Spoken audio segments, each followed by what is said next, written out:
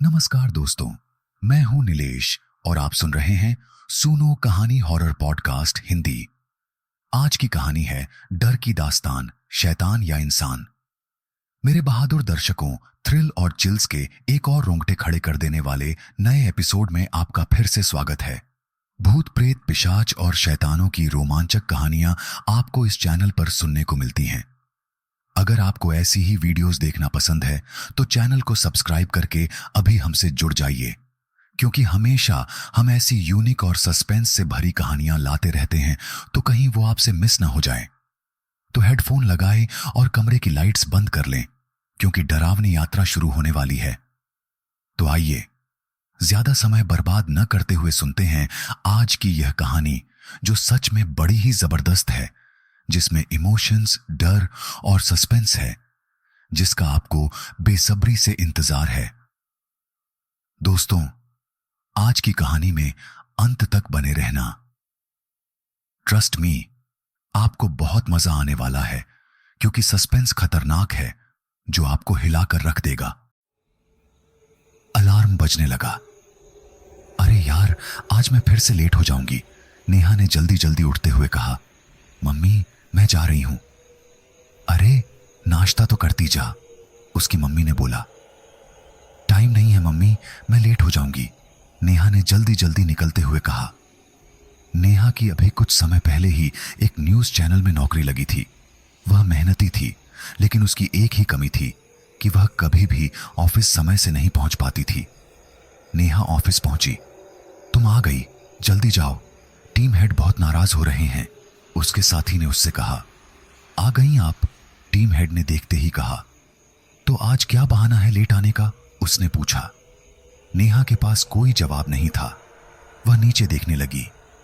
तुम्हारी यही लापरवाही रही तो यह जॉब भी तुम्हारे हाथ से निकल जाएगी। अब तुम खुद देख लो कि तुम्हें क्या करना है, टीम हेड ने डांटते हुए कहा। एक तुम्हें छोड़कर सभी लोग किसी न किसी स्टोरी पर काम कर रहे हैं, टीम हेड ने लगातार उसे डांटते हुए कहा। सर, मैं पूरी कोशिश कर रही हूं स्टोरी के लिए, नेहा ने कहा। मुझे कोशिश से कोई मतलब नहीं है, मुझे कोई स्टोरी चाहिए ही। अगर तुम यह नहीं कर सकती हो तो इस महीने के बाद खुद मुझे अपना इस्तीफा दे देना, टीम हेड ने कहा।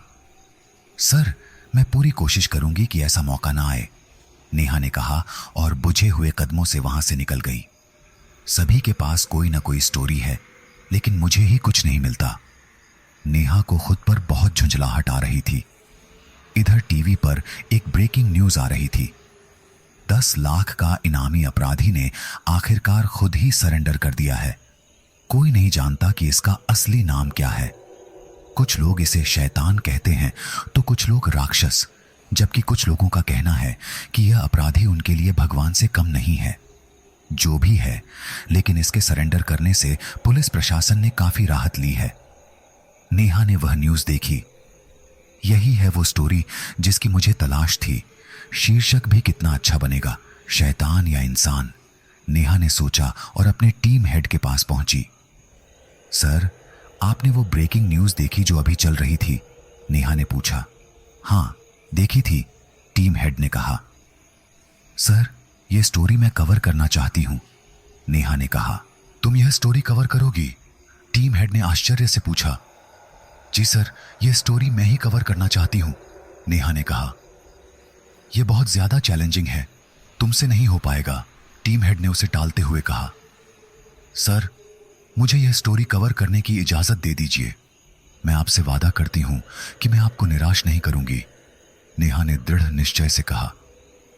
ठीक है, अगर तुम्हें लगता है कि तुम यह कर पाओगी तो मैं अपनी ओर से तुम्हें इजाजत देता हूं, लेकिन ध्यान रखना, यह तुम्हारे लिए बस एक आखिरी मौका है, टीम हेड ने कहा।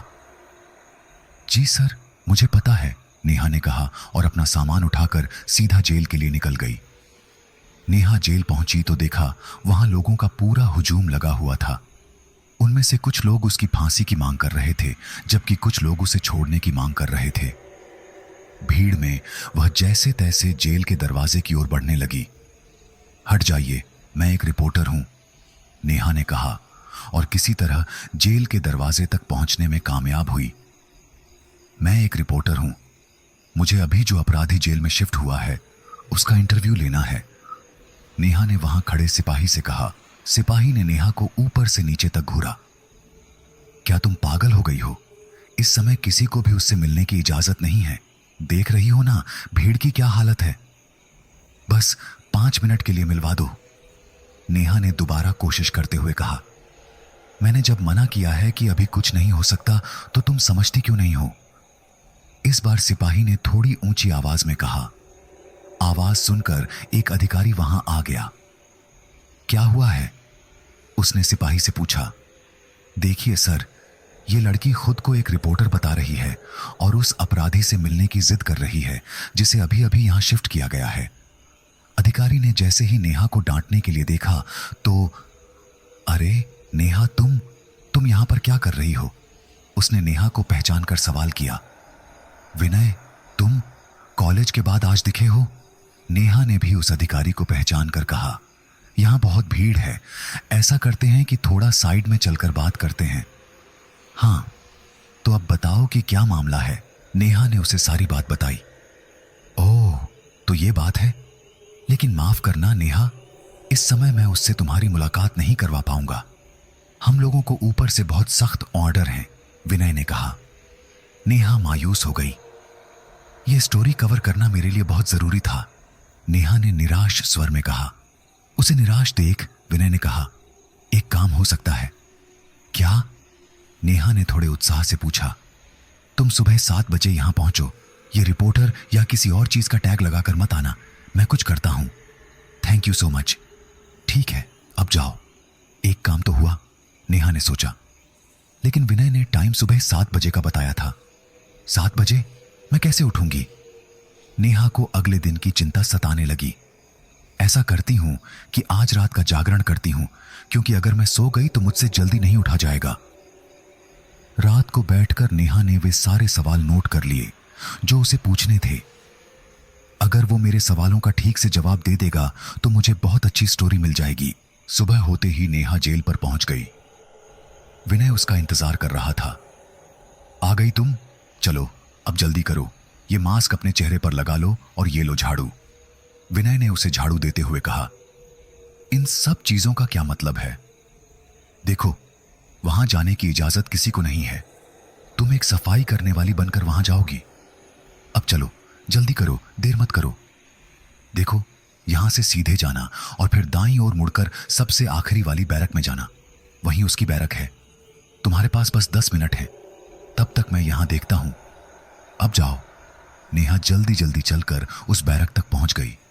उसे वहां जंजीरों से बांध कर रखा हुआ था। नेहा जल्दी से वहां पहुंची। हेलो, तुम सुनो, इधर देखो, मुझे बात करनी है तुमसे, नेहा ने सलाखों पर हाथ मारते हुए कहा। लेकिन उस पर कोई फर्क नहीं पड़ा। वह वैसे ही गर्दन झुकाकर बैठा रहा। मैं तुमसे बात कर रही हूं, मेरी तरफ देखो। उसकी स्थिति में कोई फर्क नहीं आया। वह वैसे ही बैठा रहा। यह तो कुछ न सुन रहा है और न ही बोल रहा है, मेरी तरफ देख भी नहीं रहा। अब कैसे मैं स्टोरी लिख पाऊंगी? यह सोचकर नेहा निराश हो गई। फिर भी उसने हिम्मत नहीं हारी। मैं एक रिपोर्टर हूं।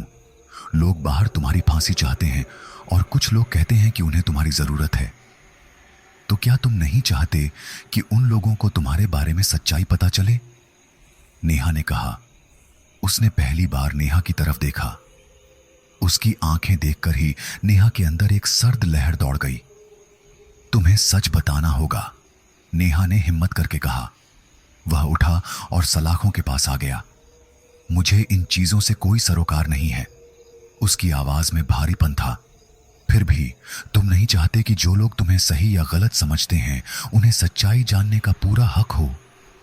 देखो, तुम जो कोई भी हो, मुझे तुम्हारी बातों में कोई दिलचस्पी नहीं है, उसने कहा। मतलब तुम खुद भी चाहते हो कि लोग तुम्हें राक्षस ही समझें। क्या तुम सचमुच यही हो? नेहा ने उसे भड़काना चाहा। हां, हूं मैं राक्षस और हमेशा रहूंगा। उसकी आंखें लाल हो चुकी थीं। ठीक है, जैसी तुम्हारी मर्जी। तुम ये सब करके उन लोगों को बचाना चाहते हो जिन्होंने तुम्हें ऐसा बनाया है, तो ऐसा ही सही, नेहा ने कहा और वहां से जाने लगी। रुको, उसने बुलाया। तुम सच्चाई ही जानना चाहती हो तो अपना पेन और डायरी मुझे दो। नेहा ने चुपचाप उसे दे दी। ये लो। उसने डायरी वापस दे दी। इसमें एक पता लिखा हुआ है, उस पते पर जाना, वहां तुम्हें सारी बातों का पता चल जाएगा। ये कहकर वह वापस वैसे ही जाकर बैठ गया। नेहा वापस विनय के पास पहुंची।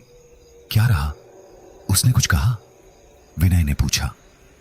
हाँ, उसने मुझे यह पता दिया है और कहा है कि वहां से मुझे सब बातों का पता लग जाएगा। नेहा ने कहा। तो अब तुम्हारा क्या प्लान है? वहां जाओगी? विनय ने पूछा। हाँ, इरादा तो मेरा यही है, नेहा ने कहा। वहां अकेले जाने में खतरा हो सकता है। ऐसा करता हूं कि मैं भी तुम्हारे साथ चलूंगा, विनय ने कहा। ठीक है, तो मुझे कल सुबह 8 बजे मिलना। यह जगह यहां से लगभग 50 किलोमीटर दूर है। अगर हम सुबह ही निकलेंगे तभी हम शाम तक वापस आ पाएंगे, तो मेरी बात ध्यान रखना, विनय ने कहा। मैं सुबह ठीक समय पर तुम्हें मिल जाऊंगी। विनय सुबह ही नेहा के पास गाड़ी लेकर आ गया। आओ बैठो, विनय ने कहा और दोनों अपनी मंजिल की तरफ चल निकले। तुम्हें क्या लगता है कि उसने सच बोला होगा? विनय ने नेहा से पूछा। पता नहीं, लेकिन मुझे उसकी बातों में सच्चाई लगती है, नेहा ने जवाब दिया। बाहर बारिश शुरू हो चुकी थी। अरे, ये तो बारिश होने लगी है, नेहा ने कहा। जब हम चले थे तो मौसम बिल्कुल साफ था, विनय ने कहा। आगे बारिश और भी ज्यादा तेज हो चुकी थी। बारिश बहुत ज्यादा तेज है, हमें कुछ देर यहीं रुकना चाहिए। नहीं, अब रुकने का कोई मतलब नहीं है। अपनी मंजिल से हम ज्यादा दूर नहीं हैं। विनय गाड़ी को धीरे धीरे चलाकर आगे बढ़ने लगा। दोनों उस पते पर पहुंचे। यहां तो सिर्फ जंगल के अलावा कुछ नहीं दिखता। हाँ, बारिश भी बहुत ज्यादा है, नेहा ने जवाब दिया। मुझे पहले ही लग रहा था कि वो हमारा बेवकूफ बना रहा है। मुझे अभी भी उसकी बातों में विश्वास है। बारिश बहुत ज्यादा है, यहां रुकने का कोई भी फायदा नहीं है। मुझे लगता है कि हमें वापस लौट जाना चाहिए। देखो, वहां कुछ है, नेहा ने इशारा किया। विनय ने गाड़ी उधर ही ले ली। ये तो बहुत बड़ी हवेली सी लगती है। हमें उतरकर देखना चाहिए, नेहा ने कहा। दोनों गाड़ी से उतरकर उस हवेली के दरवाजे पर पहुंचे। अरे कमाल है, अभी इतनी तेज बारिश हो रही थी और अब देखो, बारिश की एक बूंद भी नहीं गिर रही है। हाँ, बहुत अजीब बात है, नेहा ने कहा। यहां तो कोई घंटी भी नहीं है, नेहा बोली। रुको, मैं ये कुंडी खटका कर देखता हूं। कोई है? विनय ने दरवाजे की कुंडी बजाते हुए पूछा। यहां तो शायद कोई भी नहीं रहता, विनय ने कहा। कोई तो रास्ता होगा, क्यों ना हम दरवाजा खोलने की कोशिश करें, नेहा ने सुझाव दिया। हवेली को देखकर तो ऐसा ही लगता है कि यहां रहने वालों ने सालों पहले इसे छोड़ दिया होगा, विनय ने हवेली को ध्यान से देखते हुए कहा। काश किसी तरह यह दरवाजा खुल जाए। नेहा के इतना कहते ही दरवाजा अपने आप ही खुलता चला गया। आइडिया अच्छा था, अगर तुम ये बात पहले ही बोल देती तो दरवाजा पहले ही खुल जाता, विनय ने नेहा की तरफ देखते हुए कहा।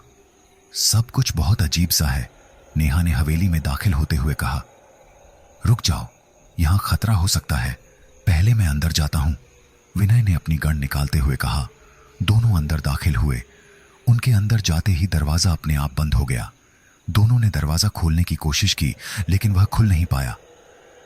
हम शायद फंस चुके हैं, नेहा ने घबराते हुए कहा। घबराने की बात नहीं है, मेरे पास गन है, पहले यहां थोड़ी छानबीन कर लेते हैं। हवेली में बहुत अंधेरा था। विनय ने मोबाइल की लाइट जला ली। लगता है यह बहुत पुरानी हवेली है, विनय ने चारों तरफ देखते हुए कहा। लेकिन सब चीजें आज भी नई सी लगती हैं, नेहा ने चीजों को देखते हुए कहा। अचानक हवेली में लगी सारी मशालें एक साथ जलने लगी। कौन हो तुम लोग? अचानक पीछे से आवाज आई। दोनों ने पलटकर देखा तो एक दानव जैसे दिखने वाला इंसान उनकी तरफ देख रहा था। उसे देखकर दोनों के कंठ सूख गए। विनय ने उस पर गन तान दी। इसकी जरूरत नहीं पड़ेगी, उस भीमकाय इंसान ने कहा। यह कहते ही विनय के हाथ से गन छूटकर दूर जा गिरी। तुम दोनों को राक्षस ने भेजा है ना? उस भीमकाय इंसान ने पूछा। हां, हमें उसने ही भेजा है, नेहा ने हिम्मत करके कहा। तुम लोग यहां हो तो इसका मतलब यह है कि वह अपनी सच्चाई बताना चाहता होगा, उसने कहा। दोनों ने एक साथ हां बोला। तुम दोनों यही उस भीम का इंसान ने कहा, यह सब क्या हो रहा है? क्या यह सपना है? यह सपना नहीं, हकीकत है। लेकिन कुछ तो गड़बड़ है। मोबाइल के नेटवर्क भी जा चुके हैं। थोड़ी ही देर में वह भीम का इंसान वापस आ गया। ये लो, इसे रखो। उसने एक डायरी नेहा को थमा दी। इस डायरी को बहुत ध्यान से रखना। तुम एक ऐसी सच्चाई जानने के पीछे पड़ी हो जो तुम्हारी जान भी ले सकती है, इसीलिए अपना ध्यान रखना। उस भीम का इंसान ने नेहा के पास आकर कहा, तुम लोगों को अब जाना चाहिए, उसने कहा और दरवाजे की तरफ इशारा किया। दरवाजा खुल चुका था। दोनों ने फिर वहां रुकना उचित नहीं समझा और दरवाजे का रुख कर लिया। बाहर आकर दोनों ने सुकून की सांस ली। यह बहुत डरावना था। मुझे तो अब भी ऐसा लगता है कि यह सब बस एक सपना ही था। मैं अब भी यही कहूंगा कि यह सब एक हकीकत ही है। विनय ने नेहा के हाथ में पकड़ी उस डायरी की तरफ इशारा किया। लेकिन उसे हमारे बारे में यह सब कैसे पता है? हमें एक बार पूछना चाहिए। यह कहते हुए नेहा वापस हवेली की ओर पलटी, लेकिन वहां सिवाय जंगल के कुछ भी नहीं था। वो हवेली तो अभी यहीं थी। नेहा ने चौंक कर कहा, यहां सच में कुछ तो अजीब है। अब यहां से चलना चाहिए, विनय ने कहा। देखो, बारिश फिर से शुरू हो चुकी है। दोनों गाड़ी में बैठे और विनय ने गाड़ी स्टार्ट कर दी। शहर पहुंचकर विनय ने गाड़ी साइड में लगाई। तुम चाहो तो मैं तुम्हें घर तक छोड़ सकता हूं। नहीं, बस थैंक यू, तुम्हारा इतना कुछ करने के लिए। कैसी बातें करती हो? तुम्हें खुद भी पता है कि तुमने कॉलेज टाइम में मेरी कितनी मदद की थी, तो तुम्हारे लिए मैं इतना तो कर ही सकता हूं। वैसे तुम अब इस डायरी के साथ क्या करने वाली हो? विनय ने पूछा। आज रात इस डायरी को बैठकर पढ़ूंगी। हो सकता है कि मेरे सारे सवालों के जवाब इसमें मिल जाएं। जो भी हो, बस तुम थोड़ा अपना ध्यान रखना। आज जो हुआ है उसके बाद तो और भी अलर्ट रहना, विनय ने उसे समझाते हुए कहा। ठीक है, मैं ध्यान रखूंगी। चलो, अब मैं निकलती हूं। बाय, गुड नाइट, नेहा ने कहा और वहां से निकल गई। नेहा घर पहुंची। तुम आ गई? आ जाओ, खाना तैयार है, मम्मी ने उसे देखकर कहा। मम्मी, मैंने बाहर खाना खा लिया है, आप खा लो, मुझे थोड़ा काम है। यह कहकर नेहा अपने रूम में आ गई। उसे उस डायरी को पढ़ने की बहुत उत्सुकता थी। उसने टेबल लैंप ऑन किया और डायरी को पढ़ने बैठ गई। उसने डायरी का पहला पन्ना खोला। रुद्र प्रताप सिंह पहले पन्ने पर लिखा हुआ था। तो राक्षस का असली नाम रुद्र प्रताप सिंह है, उसने कहा और आगे पढ़ना शुरू कर दिया। रुद्र भैया, जल्दी कीजिए, हम कॉलेज के लिए लेट हो रहे हैं, रुद्र की बहन कंचन ने कहा। ठीक है मम्मी, हम कॉलेज के लिए निकल रहे हैं, रुद्र ने कहा। ये टिफिन तो ले जाओ, मम्मी ने कहा। दोनों बस स्टॉप पर पहुंच गए। तभी एक जीप वहां आकर रुकी। अरे, कहां बस का इंतजार कर रहे हो? आ जाओ, हमारी जीप में बैठ जाओ, जितेश ने कंचन की तरफ गौर से देखते हुए कहा। नहीं, हमें तुम्हारी जीप की कोई जरूरत नहीं है, तुम यहां से जा सकते हो, रुद्र ने गुस्से में कहा। तुम्हें नहीं जाना है तो मत जाओ, अपनी बहन से कह दो, वो बैठ जाएगी हमारी जीप में, जितेश ने कहा। बस करो, जब मैंने मना कर दिया है, रुद्र ने तेज आवाज में कहा। ठीक है, नहीं जाना है तो मत जाओ, यह कहकर जितेश ने जीप स्टार्ट की और वहां से निकल गया। मैं इसे जान से मार दूंगा, रुद्र ने गुस्से से कहा। भैया, आप गुस्सा मत करिए, बोलने दीजिए इसे जो भी बोलना है, कंचन ने कहा। कुछ देर बाद बस आ गई और वो दोनों कॉलेज के लिए निकल गए। ध्यान रखना अपना, मैं छुट्टी में तुमसे मिलता हूं, रुद्र ने कहा और वहां से चला गया। तभी वहां पर जितेश आ गया। और क्या हो रहा है? किसका इंतजार कर रही हो? हमारा ही इंतजार कर रही थी क्या? जितेश ने कंचन से कहा। तुम मुझे रोज रोज क्यों परेशान करते हो? कंचन ने परेशान होकर कहा। कितनी बार कहें कि हमें तुमसे बहुत प्यार है, जितेश ने करीब आकर कहा। मुंह संभाल कर बात किया करो, कंचन ने कहा। तुम कल से हमारे साथ ही कॉलेज आना, क्योंकि तुम्हारा भाई तो कल से 1 हफ्ते के लिए बाहर है, जितेश ने कहा। भैया बाहर क्यों जाएंगे? कंचन ने पूछा। अब कॉलेज का काम है तो जाना तो पड़ेगा ही, जितेश ने उसे घूरते हुए कहा। हाँ, तो मैं अब भी बस से ही आऊंगी, यह कहकर कंचन वहां से चली गई। तुम्हारे भैया तो कल से गए, अब तुम्हें मुझसे कौन बचाएगा? जितेश ने एक कुटिल मुस्कान बिखेरी और वहां से चला गया। कॉलेज से वापस आते हुए कंचन एकदम गुमसुम सी बैठी रही। क्या हुआ कंचन, फिर से कुछ बात हुई है क्या? रुद्र ने पूछा। नहीं भैया, कुछ भी नहीं हुआ है, बस आप कल से कॉलेज के काम से बाहर हैं इसीलिए बुरा लग रहा है, कंचन ने उदास मन से कहा। मैंने तो अभी तुम्हें अपने जाने के बारे में कुछ बताया ही नहीं, तो तुम्हें यह सब कैसे पता लगा? रुद्र ने कंचन को देखते हुए पूछा। वो भैया, मेरी एक फ्रेंड है तो उसी ने बताया था, कंचन ने झूठ बोल दिया। देखो, अब मेरी बात ध्यान से सुनो, खुद का बहुत अच्छे से ध्यान रखना और खासकर उस जितेश से दूर ही रहना। बाकी मैं जल्द से जल्द आने की कोशिश करूंगा। घर पर कुछ मत बताना, नहीं तो घर वाले वैसे ही परेशान हो जाएंगे। हर समय मेरे संपर्क में रहना, रुद्र ने कहा। जी भैया, उसने कह तो दिया, लेकिन उसका दिल बहुत भारी हो रहा था। अगले दिन कंचन अपने फ्रेंड्स के साथ कॉलेज में खड़ी थी। तुम लोग यहां क्यों खड़े हो? जाओ अपना काम करो, मुझे कंचन से कुछ बात करनी है, जितेश ने वहां आकर कहा। उसे देखकर सब वहां से चुपचाप खिसक गए। हाँ तो तुमने हम दोनों के बारे में क्या सोचा है? जितेश ने पूछा। कंचन ने उसे गुस्से में घूरा और वहां से जाने लगी तो जितेश ने उसका हाथ पकड़ लिया। तुमने जवाब नहीं दिया, जितेश ने कहा।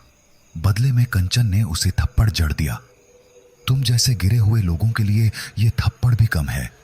दोबारा मुझसे इस तरह की बातें मत करना, कंचन ने कहा और वहां से चली गई। तुमने यह बिल्कुल भी अच्छा नहीं किया है, जितेश ने अपना गाल सहलाते हुए कहा। जितेश घर पहुंचा और अपनी बंदूक उठाने लगा। इधर आओ, जितेश के पिता ने कहा। क्या हुआ है? उन्होंने पूछा।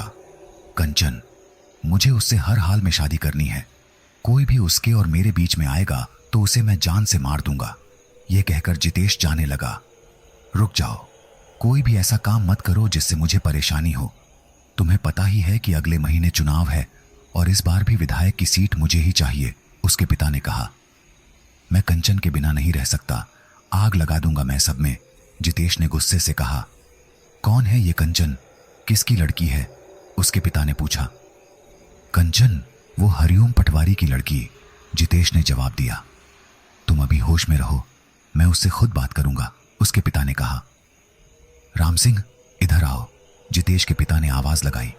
जी माई बाप, राम सिंह ने कहा। अभी के अभी हरिओम पटवारी के घर जाओ, उससे बोलना कि जग्गू भैया ने बुलाया है, और अगर वो सीधी तरह से ना आए तो तुम खुद जानते हो कि उसे कैसे लाना होगा। कंचन अपने मम्मी पापा के साथ बैठकर खाना खा रही थी कि तभी दरवाजे पर दस्तक हुई। मैं देखती हूं, कंचन ने कहा। तुम यहीं रुककर खाना खाओ, मैं देखता हूं, जरूर कोई मुझसे ही मिलने आया होगा, कंचन के पापा ने कहा। हाँ बोलो, उन्होंने दरवाजा खोलकर कहा। जग्गू भैया ने बुलाया है, बाहर खड़े लठैतों ने कहा। जग्गू भैया ने क्यों बुलाया है? कंचन के पापा ने पूछा। पता नहीं, लठैतों ने जवाब दिया। ठीक है, तुम लोग जाओ, मैं अभी आता हूं, कंचन के पापा ने कहा। तुम्हें अभी हमारे साथ ही चलना है, एक लठैत ने कहा। ठीक है, मैं अभी आता हूं, कंचन के पापा ने कहा। कहां जा रहे हैं आप? कंचन की मम्मी ने पूछा।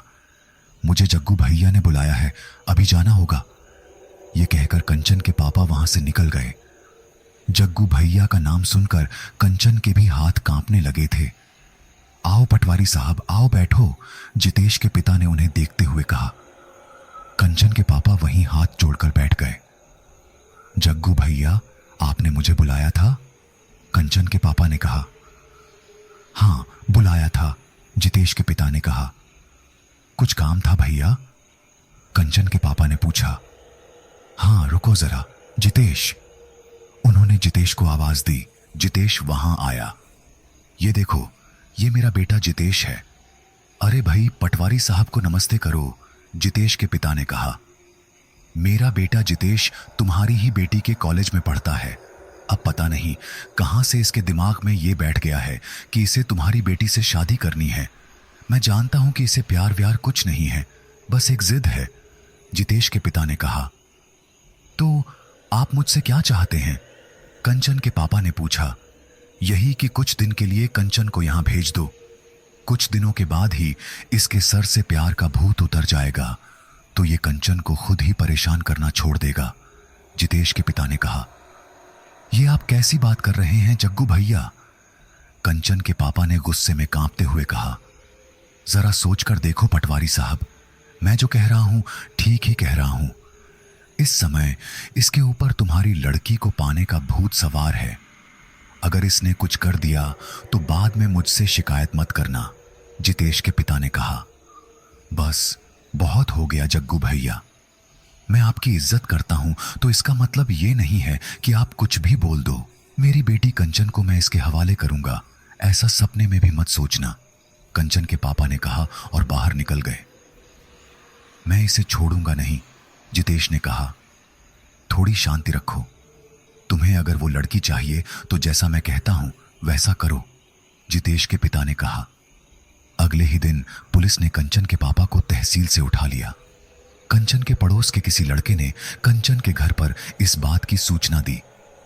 मम्मी तुम घबराओ मत, मैं थाने जाकर देखती हूं, कंचन ने लगभग रोते हुए कहा। कंचन थाने पहुंची लेकिन किसी ने उसकी बात नहीं सुनी। कितनी बार कहा है कि जब साहब आएंगे तभी कुछ हो सकता है, एक सिपाही ने उससे कहा।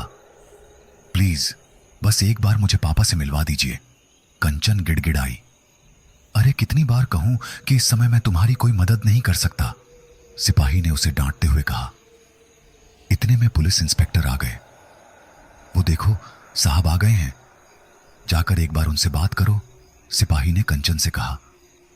इंस्पेक्टर साहब, मैं पिछले 2 घंटे से यहां खड़ी हूं, बस एक बार मेरे पापा से बात करवा दीजिए, कंचन ने इंस्पेक्टर के हाथ जोड़ते हुए कहा। उन पर रिश्वत लेने के आरोप लगे हैं, वो भी पूरे 10 लाख की, इंस्पेक्टर ने कहा। जाओ जाकर किसी वकील को लेकर आना, इंस्पेक्टर ने कहा। कंचन ने रुद्र को फोन मिलाना शुरू किया। भैया, कंचन ने रोते हुए रुद्र से बात की। क्या हुआ कंचन, तुम रो क्यों रही हो? रुद्र ने घबराते हुए कहा। भैया, पापा को रिश्वत लेने के आरोप में पुलिस ने गिरफ्तार कर लिया है। क्या? तुम घबराना मत, मैं अभी आ रहा हूं, रुद्र ने कहा। रुद्र उसी समय वहां से निकल गया। उधर पुलिस ने रात को कंचन के पापा को छोड़ दिया। पापा, आप ठीक तो है ना? कंचन ने उन्हें संभालते हुए कहा, लेकिन उनके पापा चुप रहे। अगले दिन सुबह ही कंचन के पापा की लाश एक पेड़ पर लटकी मिली। कंचन और उसकी मम्मी का रो रो कर बुरा हाल था। इंस्पेक्टर ने अपनी पूरी रिपोर्ट बना ली थी। सीधा सा केस है, अपराध बोध के कारण तुम्हारे पापा ने आत्महत्या कर ली है, इंस्पेक्टर ने कहा। मेरे पापा कभी भी ऐसा नहीं कर सकते थे, रुद्र ने अंदर आते हुए कहा। भैया, यह कहकर कंचन रुद्र से लिपट गई। तुम्हें परेशान होने की जरूरत नहीं है, मैं आ गया हूं, मैं बात करता हूं इनसे, तुम जाकर मम्मी का ध्यान रखो, रुद्र ने कंचन से कहा। इंस्पेक्टर साहब, आप किस सबूत के आधार पर यह कह सकते हैं कि मेरे पापा ने आत्महत्या ही की है? रुद्र ने इंस्पेक्टर से सवाल किया। बदले में इंस्पेक्टर सिर्फ मुस्कुराया। तू कल का छोकरा मुझे बताएगा कि यह आत्महत्या है या हत्या। तू सिर्फ अपने परिवार को देख, ज्यादा दिमाग मत चला, पुलिस अपना काम खुद कर लेगी। इंस्पेक्टर की बात सुनकर रुद्र सिर्फ दांत भींच कर रह गया। इंस्पेक्टर के जाने के बाद रुद्र ने कंचन से सारी कहानी पूछी। यह सब जितेश का किया हुआ है, मैं उसे छोड़ूंगा नहीं। मेरे पापा की चिता में आग तभी लगेगी जब मैं जितेश को अपने हाथों से सजा दे दूंगा। यह कहकर रुद्र वहां से चला गया। रुद्र वहां से सीधा उस जगह गया जहां जितेश का उठना बैठना था। रुद्र के सर पर खून सवार था। उसने जाते ही जितेश को पीटना शुरू कर दिया। तेरी हिम्मत कैसे हुई मेरी बहन से यह सब कहने की? रुद्र बहुत गुस्से में था। कुछ लोगों ने किसी तरह जितेश को रुद्र से बचाया। मैं तुझे जान से मार डालूंगा, रुद्र ने जितेश को नफरत से देखते हुए कहा।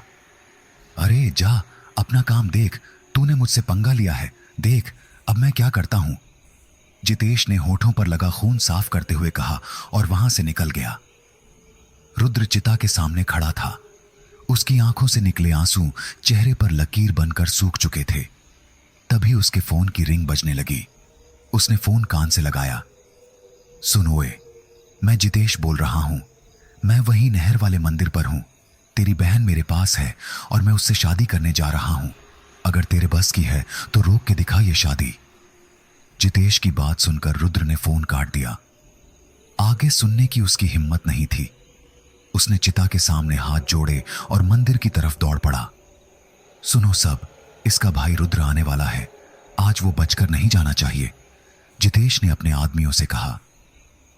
रुद्र मंदिर पहुंचा।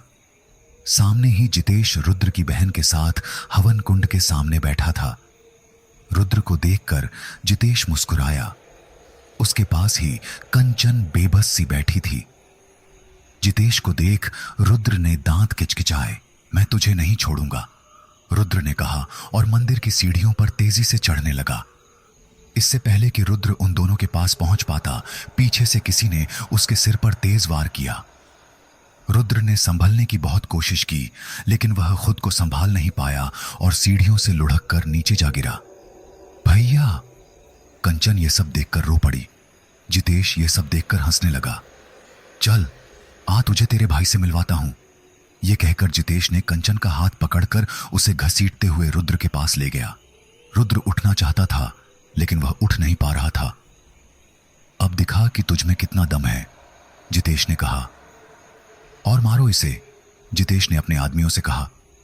मेरे भैया को छोड़ दो, तुम जो कुछ कहोगे मैं करने को तैयार हूं। बस मेरे भैया को छोड़ दो, कंचन जितेश के सामने गिड़गिड़ाने लगी। ठीक है, तुम कहती हो तो छोड़ देते हैं।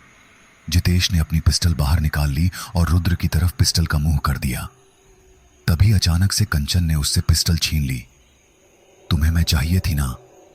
कंचन ने अपनी कनपटी पर पिस्टल रखते हुए जितेश से कहा। देखो, ये पागलपंती मत करो और ये पिस्टल मुझे दे दो, जितेश ने उससे कहा। नहीं, बिल्कुल नहीं, तुम मुझे पाना चाहते थे ना? मेरे मरने के बाद देखूंगी कि तुम क्या करोगे। रुक जाओ कंचन, रुद्र ने लगभग बेहोशी की हालत में कहा। नहीं भैया, इस सब झगड़े की जड़ मैं हूं। अगर मैं नहीं होती तो ये सब नहीं होता। भैया, मैं आपसे और मम्मी पापा दोनों से बहुत प्यार करती हूं। ये कहते कहते कंचन की आंखों में आंसू आ गए। जितेश उसे पकड़ने के लिए आगे बढ़ा ही था कि उससे पहले ही कंचन ने खुद को गोली मार ली। उसके चेहरे के परखच्चे उड़ चुके थे। कंचन, रुद्र की आंखों में आंसू आ गए। मैं तुझे मार डालूंगा जितेश, रुद्र ने पूरी ताकत लगाकर कहा। तेरी बहन तो चली गई, अब तू क्या करेगा? तुझे भी मरना होगा, जितेश ने गुस्से से कहा। मारो इसे और मारो, जितेश ने रुद्र के मुंह पर लात मारते हुए कहा। जितेश के आदमी रुद्र को लगातार मारते रहे। बस उठाओ इसे, जितेश ने कहा। रुद्र का चेहरा खून से सना हुआ था। तुझे भी मरना है, यह कहकर जितेश ने रुद्र के सीने में गोली मार दी। डाल दो इसे नहर में, जितेश ने कहा और कंचन के मुर्दा शरीर को देखने लगा। रुद्र की आंखें खुली। उसने चारों तरफ देखा। वह उसी नहर के किनारे पड़ा हुआ था। मैं बच कैसे गया, उसने सोचा। रुद्र ने उठने की कोशिश की, लेकिन वह उठ नहीं सका। तुम अभी उठ नहीं पाओगे, आवाज सुनकर रुद्र ने देखा कि एक अजनबी शख्स वहीं बैठा हुआ उसे देख रहा था। उस शख्स के चेहरे पर एक अलग ही चमक थी। तो तुमने ही मुझे बचाया है, रुद्र ने पूछा। ऐसा ही समझ लो, उस शख्स ने कहा। क्यों बचाया मुझे? चाहते क्या हो मुझसे? रुद्र ने पूछा। तुम्हारे सीने में जो नफरत की आग जल रही है, मैं उसे महसूस कर सकता हूं, उस शख्स ने पास आकर कहा। मेरी नफरत से तुम्हारा क्या मतलब? रुद्र ने पूछा। मुझे सब पता है कि तुम्हारे साथ क्या हुआ है। क्या तुम्हारा उन लोगों से बदला लेने का मन नहीं है? उस शख्स ने पूछा। यह सुनते ही रुद्र को सब याद आ गया। मेरी बहन कंचन, मैं उस जितेश को नहीं छोड़ूंगा, रुद्र ने कहा और उठने की कोशिश की, लेकिन ऐसा लग रहा था कि उसके दोनों पैर खराब हो गए हों। तुम चाहो तो तुम्हारे बदला लेने के मकसद में मैं तुम्हारी मदद कर सकता हूं, उस शख्स ने कहा। तुम मेरी मदद क्यों करना चाहते हो? कौन हो तुम? रुद्र ने पूछा। सब पता चल जाएगा, लेकिन पहले यह बताओ कि तुम बदला लेने के लिए क्या कर सकते हो, उस शख्स ने पूछा। जो कुछ भी हो सकता है वह सब करूंगा, रुद्र ने कहा। अपनी जान भी दे सकते हो, उस शख्स ने पूछा। हां, दे सकता हूं, रुद्र ने जवाब दिया। ठीक है, तो मेरे साथ चलो। उस शख्स ने हाथ बढ़ाया। जैसे ही रुद्र ने उसका हाथ पकड़ा, उसके सारे घाव अपने आप भर गए। उसे ऐसा महसूस हुआ जैसे उसे कभी कुछ हुआ ही नहीं था। रुद्र उसके साथ साथ चलता चला गया। वे दोनों एक खंडहर पर पहुंचे। ये कहां ले आए तुम मुझे? ये तो एक पुराना खंडहर है, रुद्र ने कहा। खंडहर? वह शख्स मुस्कुराया। उसने हाथ ऊपर उठाया और वह खंडहर एक भव्य महल में बदल गया। यह सब देखकर रुद्र की आंखें फैल गईं। ये सब क्या है? कौन हो तुम? रुद्र ने घबराकर कहा। मैं शैतान का एक रूप हूं और तुम जैसे लोगों की नफरत और गुस्से से ही मुझे ताकत मिलती है, उस शख्स ने कहा। तुम चाहते हो कि तुम्हें भी ये शक्तियां मिलें, तो उसके लिए तुम्हें भी कुछ देना होगा। क्या देना होगा मुझे? रुद्र ने पूछा। सब पता चल जाएगा। वैसे भी तुमने कहा था कि तुम बदला लेने के लिए अपनी जान भी दे सकते हो। तो क्या तुम तैयार हो? हां, मैं तैयार हूं, रुद्र ने कहा। ठीक है, तो तैयार हो जाओ, उस शख्स ने कहा और रुद्र के सिर के ऊपर हाथ रख दिया। रुद्र दर्द से चिल्ला पड़ा। उसके शरीर से एक छोटा सा चमकदार साया निकला और उस शख्स के अंदर चला गया। यह क्या है? रुद्र ने हाँफते हुए पूछा। बस ये समझ लो कि ये तुम्हारे ही शरीर का एक अंश है। जैसे जैसे दिन बीतेंगे वैसे वैसे तुम्हारे शरीर से ये अंश निकलते जाएंगे और तुम्हें जो भी शक्तियां मिली हैं वे कम होती जाएंगी। अब जाओ और अपना बदला लो, उस शख्स ने कहा। रुद्र की आंखें खुली तो उसने खुद को वहीं नहर के किनारे पाया। ये सब क्या था? क्या ये एक सपना था? रुद्र ने खुद से पूछा। मम्मी पता नहीं किस हाल में होंगी, मुझे पहले घर जाना चाहिए, रुद्र ने सोचा और उठकर पैदल ही सड़क की तरफ बढ़ने लगा। सड़क पर उसे एक बस दिखाई दी। ये बस तो निकल रही है, रुद्र ने कहा और भागकर उसे पकड़ने की कोशिश करने लगा। भागते हुए उसने महसूस किया कि उसकी गति उस बस से भी ज्यादा तेज है। रुद्र ने बहुत आसानी से उस बस को पकड़ लिया और बस में बैठ गया। बहुत अजीब है ये सब। इसका मतलब ये है कि वह सब एक सपना नहीं था। कहां जाना है? कंडक्टर ने आकर पूछा। रुद्र ने जगह बताई। ये बस वहां नहीं जाएगी, कंडक्टर ने कहा। तो ऐसा करो कि जो भी सबसे पास वाला शहर हो मुझे वहां उतार देना, रुद्र ने कहा। आगे बस एक स्टॉप पर रुकी तो वहां से एक लड़की बदहवास हालत में बस में चढ़ी। क्या मैं यहां बैठ सकती हूं? उसने रुद्र से पूछा तो रुद्र साइड में हो गया। वो लड़की बहुत तेज कांप रही थी और बार बार खिड़की से बाहर देख रही थी। तभी बस ड्राइवर ने तेजी से ब्रेक मारे। अरे भाई, क्या हुआ? ऐसे भी कोई ब्रेक मारता है? एक आदमी ने कहा। आगे किसी ने बीच में ही जीप खड़ी की हुई है, ड्राइवर ने कहा। इतने में बस में 2-3 लड़के चढ़ गए। मुझे पता है कि तुम इसी बस में हो, उनमें से एक लड़के ने कहा। उसकी आवाज सुनकर लड़की ने सीट के पीछे छिपने की कोशिश की। वो देखो, वो उस सीट के पीछे छिप रही है, जाओ उसे घसीटते हुए यहां लाकर लाओ, उस लड़के ने अपने साथ वाले लड़के से कहा। ये सब क्या हो रहा है? कौन हो तुम लोग? ऐसे कैसे दिन दहाड़े गुंडागर्दी कर रहे हो? एक आदमी ने जोश में आकर कहा। ज्यादा जबान मत चला, नहीं तो ये पिस्तौल देख रहा है ना, इससे तेरी खोपड़ी उड़ा दूंगा, उस लड़के ने कहा। सारी बस वाले चुपचाप बैठ गए। जाओ लेकर आओ उसे, लड़के ने कहा। एक लड़के ने जैसे ही उसे पकड़ने के लिए हाथ बढ़ाया, रुद्र ने उसका हाथ पकड़ लिया। बस बहुत हो गया तुम्हारा नाटक, रुद्र ने कहा। ये क्या, तेरी बहन लगती है? उस लड़के ने पूछा। हां लगती है, रुद्र ने कहा और उसका पूरा हाथ मोड़ दिया। उस लड़के की बस चीख ही निकल पाई और उसका टूटा हुआ हाथ उसके शरीर से लटका हुआ पड़ा था। यह देखकर दूसरा लड़का भागकर वहां आया तो रुद्र ने एक ही लात से उसे बस से बाहर कर दिया। नफरत से रुद्र की आंखें चमकने लगीं। वो उठा और उस लड़के के पास आया। कौन हो तुम? उस लड़के ने घबराते हुए कहा। तुम मुझे कुछ भी समझ सकते हो, इंसान, शैतान या राक्षस। वो लड़का बस से कूदकर भागा। चलो जल्दी से जीप चलाओ, उस लड़के ने जीप में बैठते हुए कहा। जीप तेजी से वहां से ओझल हो गई। आगे जाकर जीप रुकी तो रुद्र वहीं उस जीप के सामने खड़ा था। तुमने क्या सोचा कि तुम इतनी आसानी से बच जाओगे? रुद्र ने कहा। तो उस लड़के ने रुद्र के ऊपर गोली चला दी, लेकिन रुद्र पर उसका कोई असर नहीं हुआ।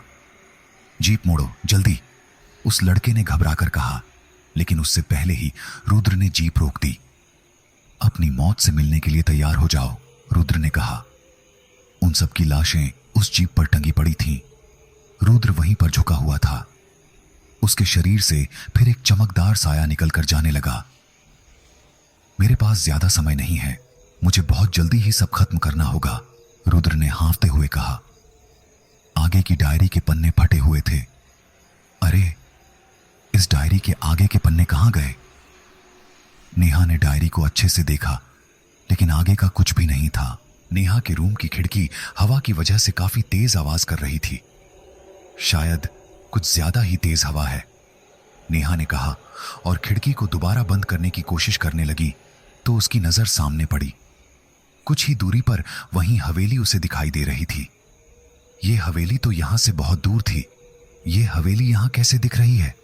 नेहा ने खुद से कहा और उस हवेली तक जाने की सोची। इतनी गर्मी में भी नेहा को ठंड का एहसास हो रहा था। उसने जाकर अपनी जैकेट पहनी और तेजी से नीचे उतरने लगी। नेहा बाहर आई, लेकिन वहां कुछ भी नहीं था। लगता है कि कहानी पढ़ते पढ़ते मुझे भी कुछ का कुछ दिखने लगा है। नेहा ने सिर पर हाथ मारा और फिर अंदर चली गई। सुबह ही विनय का फोन आ गया। क्या हुआ, डायरी में कुछ मिला? विनय ने नेहा के फोन उठाते ही पूछा। हाँ, मिला तो है, लेकिन अभी भी जानकारी अधूरी सी है। बहुत सारे सवालों के जवाब मिलने बाकी हैं, नेहा ने कहा। तुम तैयार होकर मुझे उसी पुराने रेस्टोरेंट पर मिलो जहां हम कॉलेज टाइम में मिलते थे, विनय ने कहा और फोन काट दिया। कुछ समय बाद दोनों उसी रेस्टोरेंट में बैठे हुए थे। अब मुझे वो सब बताओ जो तुम्हें इस डायरी से पता लगा है, विनय ने कहा। नेहा ने उसे पूरी कहानी सुनाई। बड़ा अजीब किस्सा है। अब तो मेरी भी दिलचस्पी इस केस में बढ़ने लगी है। मैं अपने सर से बात करता हूं ताकि ये केस मुझे मिल सके, विनय ने कहा। वो सब तो ठीक है, लेकिन आगे रुद्र के साथ क्या हुआ था, इसका पता कैसे चलेगा? नेहा ने निराश होकर कहा। तुम्हारी कहानी से यह लगता है कि रुद्र के परिवार में उसकी मां ही बची थी जिससे मिलने वो जा रहा था। हमें उस जगह से ही शुरुआत करनी चाहिए जहां उसका परिवार रहता था, विनय ने कहा। यह तो बहुत ही अच्छा आइडिया है, हमें ऐसे ही करना चाहिए, नेहा ने कहा। ठीक है, तो आज मैं ये केस अपने पास लेने की कोशिश करता हूं और तुम घर जाकर थोड़ा आराम कर लो। कल से हमें बहुत ज्यादा काम करना होगा, विनय ने कहा। नेहा घर पहुंची। उसकी मम्मी अभी किचन में व्यस्त थी, तो वो सीधा अपने कमरे में चली गई। कमरे में उसका हर एक सामान बिखरा पड़ा था। यह सब क्या है, उसने कहा। तभी उसे खून के छींटे दिखे जो कि वॉशरूम तक जा रहे थे। अंदर टंकी चलने की आवाज आ रही थी। मेरे कमरे में कौन हो सकता है, नेहा ने सोचा और दरवाजे के पास रखा हुआ डंडा उठा लिया। उसके हाथ तेजी से कांप रहे थे। उसने एक झटके में वॉशरूम खोला और देखा, वहां कोई भी नहीं था। बाथटब पूरी तरह खून से भरा हुआ था। उसने ध्यान से देखा तो उसे महसूस हुआ कि उस बाथटब में कोई है। उसने हिम्मत करके डंडे से देखने की कोशिश की तो तुरंत ही एक लाश बाथटब में ऊपर आ गई। उसने एक झलक उस लाश के चेहरे को देखा तो चौंक कर पीछे जा गिरी। ये लाश मेरी खुद की थी। तभी उसकी नजर सामने पड़े शीशे पर पड़ी तो वहां एक संदेश लिखा हुआ था। ये सब जो तुम देख रही हो, ये वास्तविकता भी हो सकती है। इन सब से दूर हट जाओ, नहीं तो तुम खुद ही हट जाओगी। ये सब देखकर नेहा तेजी से नीचे भागी। मम्मी, नेहा ने हाँफते हुए कहा। क्या हुआ, तुम इतना क्यों घबरा रही हो, मम्मी ने पूछा। मम्मी, ऊपर कौन आया था, नेहा ने घबराते हुए कहा। कोई भी तो नहीं आया था, मम्मी ने कहा। नेहा की हिम्मत टूट गई और उसने रोना शुरू कर दिया। क्या हुआ, किसी ने कुछ कहा है क्या? मम्मी ने उसे ऐसे रोता देखकर घबराते हुए पूछा। मम्मी, ऊपर किसी ने मेरे कमरे का सामान उलट पलट कर दिया है और वहां बाथटब में मैंने एक लाश भी देखी, नेहा ने रोते हुए कहा। ऐसा कैसे हो सकता है? तूने जरूर कोई बुरा सपना देखा होगा, मम्मी ने कहा। नहीं, मैं सच कह रही हूं, नेहा ने कहा। चल, मैं तेरे साथ ऊपर चलती हूं, देखते हैं कि वहां कौन है, मम्मी ने नेहा का हाथ पकड़ते हुए कहा। नहीं, मुझे नहीं जाना वहां, नेहा ने घबराते हुए कहा। ऐसे डरोगी तो रिपोर्टर कैसे बनोगी, मम्मी ने उससे कहा। दोनों ऊपर जाने लगी। नेहा की मम्मी आगे थी और नेहा पीछे थी। उसकी मम्मी ने ऊपर जाकर नेहा के कमरे का दरवाजा खोला तो वहां सब चीजें अपनी अपनी जगह पर थीं। ये देखो, यहां तो सब ठीक है, वॉशरूम में लाश है, चलो वो भी देख लेते हैं, मम्मी ने कहा और वॉशरूम का दरवाजा खोलकर देखा तो वहां भी सब कुछ ठीक था।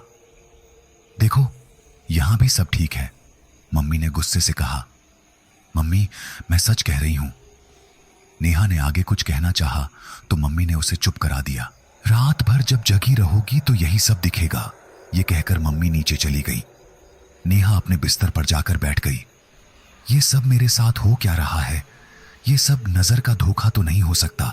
यहां का सारा सामान भी अस्त व्यस्त था, इसका क्या मतलब हो सकता है? नेहा ने खुद से कहा। अचानक ही नेहा उठ खड़ी हुई। मुझे पता लग गया है कि मेरे कमरे में कोई क्या ढूंढने आया था, नेहा ने कहा और अपनी अलमारी की दराज देखने लगी। डायरी वहां नहीं थी। वो जो कोई भी था वो उस डायरी को ले गया है, नेहा ने कहा। नेहा खिड़की के पास आकर खड़ी हो गई थी, इसी उम्मीद से कि क्या पता आज फिर से उसे हवेली दिख जाए। उधर दूर कहीं कुत्तों के रोने की आवाज आ रही थी। एक शख्स तेजी से वहां से जा रहा था। कुछ कुत्तों ने उसे काटने की कोशिश भी की, लेकिन एक ही पल बाद वो सब वहीं मरे हुए पड़े थे। अगले दिन सुबह ही नेहा ने विनय को फोन मिला दिया। नेहा ने विनय को रात की सारी घटना के बारे में बताया। तुम चिंता मत करो, मैं तुम्हारे घर आ रहा हूं। वैसे भी इस केस को मुझे सौंप दिया है तो इसकी तहकीकात करने में मैं तुम्हारी मदद करूंगा, विनय ने कहा और फोन काट दिया। विनय से फोन पर बात होने के बाद नेहा ने रात हुई घटना के बारे में सोचना शुरू कर दिया। यह महज एक इत्तेफाक नहीं हो सकता, नेहा ने अपने आप से कहा। नेहा ने समय देखा, विनय आने वाला होगा, मुझे इतना फ्रेश हो जाना चाहिए, नेहा ने कहा और वॉशरूम की तरफ चली गई। नेहा जब नीचे उतर कर आई तो विनय मम्मी के साथ बैठा हुआ था। अरे, तुमने विनय के बारे में कभी बताया नहीं और ना ही ये बताया कि तुम दोनों साथ में काम कर रहे हो, मम्मी ने नेहा को देखते हुए शिकायत करते हुए कहा। वो मम्मी, मैं बस आपको बताने ही वाली थी, नेहा ने अटकते हुए कहा। पता नहीं क्या हो गया है इसे, कुछ दिनों से इसे कुछ का कुछ दिख रहा है, मम्मी ने विनय की तरफ देखते हुए कहा। कोई चिंता की बात नहीं है मम्मी जी, मैं एक बार नेहा के कमरे को अच्छे से देख लेता हूं, ये कहकर विनय नेहा के साथ उसके कमरे में आ गया। मुझे अपना वॉशरूम दिखाओ, कमरे में आते ही विनय ने नेहा से कहा।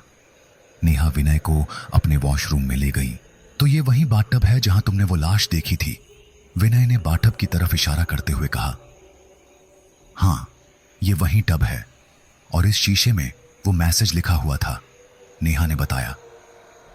अजीब बात है, इस बाथरूम में तो कोई ऐसी खिड़की भी नहीं है जिससे कोई अंदर या बाहर जा सकता है, विनय ने कहा। वो जो कोई भी है वो ये नहीं चाहता कि हम इस मामले की गहराई तक जाएं। खैर, अब हमें ज्यादा देर नहीं करनी चाहिए। तुम्हें उस जगह का पता तो याद है ना जहां रुद्र रहता था, विनय ने नेहा से पूछा। हाँ, वहां का पता मैंने नोट कर रखा है, नेहा ने कहा। ठीक है, तो फिर वहां चलते हैं, विनय ने कहा और दोनों उस जगह के लिए निकल गए। दोनों उस पते की जगह पहुंचे। उन्होंने जब उस घर को देखा तो निराश हो गए। यहां तो कुछ भी ऐसा नहीं बचा है जिससे हम कुछ पता लगा सकें, नेहा ने निराश होते हुए कहा। हमें एक बार आसपास और पूछ लेना चाहिए, लेकिन यहां तो आसपास कोई नहीं दिख रहा है। ऐसा लग रहा है जैसे इस पूरी जगह पर कोई भी सालों से नहीं रह रहा हो। वो दोनों इधर उधर ही देख रहे थे कि तभी पीछे से आवाज आई। दोनों ने पलटकर देखा तो एक बूढ़ा व्यक्ति उनकी ओर देख रहा था। किसे ढूंढ रहे हो बाबूजी? उस बूढ़े व्यक्ति ने कहा। हम इस घर में जो कोई भी रहता था उसके बारे में जानने आए हैं, विनय ने उससे कहा। अब यहां कोई नहीं रहता बाबूजी, एक ही रात में पूरा का पूरा परिवार तबाह हो गया था, उस बूढ़े व्यक्ति ने कहा। लेकिन उस परिवार की एक महिला तो बच गई थी, विनय ने कहा। वो बेचारी तो पागल हो गई थी। वो यहां वहां पागलों की तरह फिरती रहती थी और फिर एक दिन पागल खाने से एक गाड़ी आई और उसे पकड़कर ले गई। उस बूढ़े व्यक्ति ने कहा। और इस घर का क्या? यहां की ये सब हालत किसने की? विनय ने पूछा। बाबूजी, मुझे जितना भी पता था वो सब मैंने आपको बता दिया है, बस मुझे इतना ही पता है, उस बूढ़े व्यक्ति ने कहा। नेहा बहुत देर से उस बूढ़े को गौर से देख रही थी। मुझे ऐसा लगता है कि मैंने आपको कहीं देखा है, नेहा ने उस बूढ़े की तरफ देखते हुए कहा।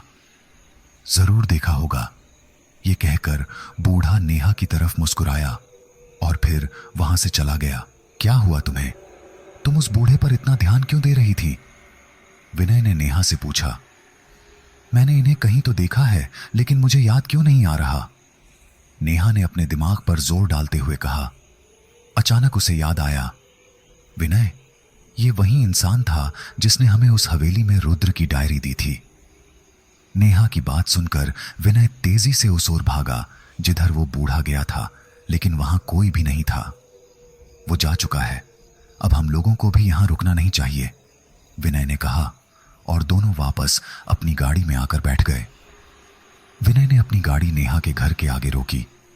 अब तुम घर जाओ, विनय ने कहा। हमें एक बार चलकर सारे पागलखाने देख लेने चाहिए। इस शहर में 3 पागलखाने हैं और पिछले कुछ सालों में ना जाने कितने लोग इनमें भर्ती हुए होंगे।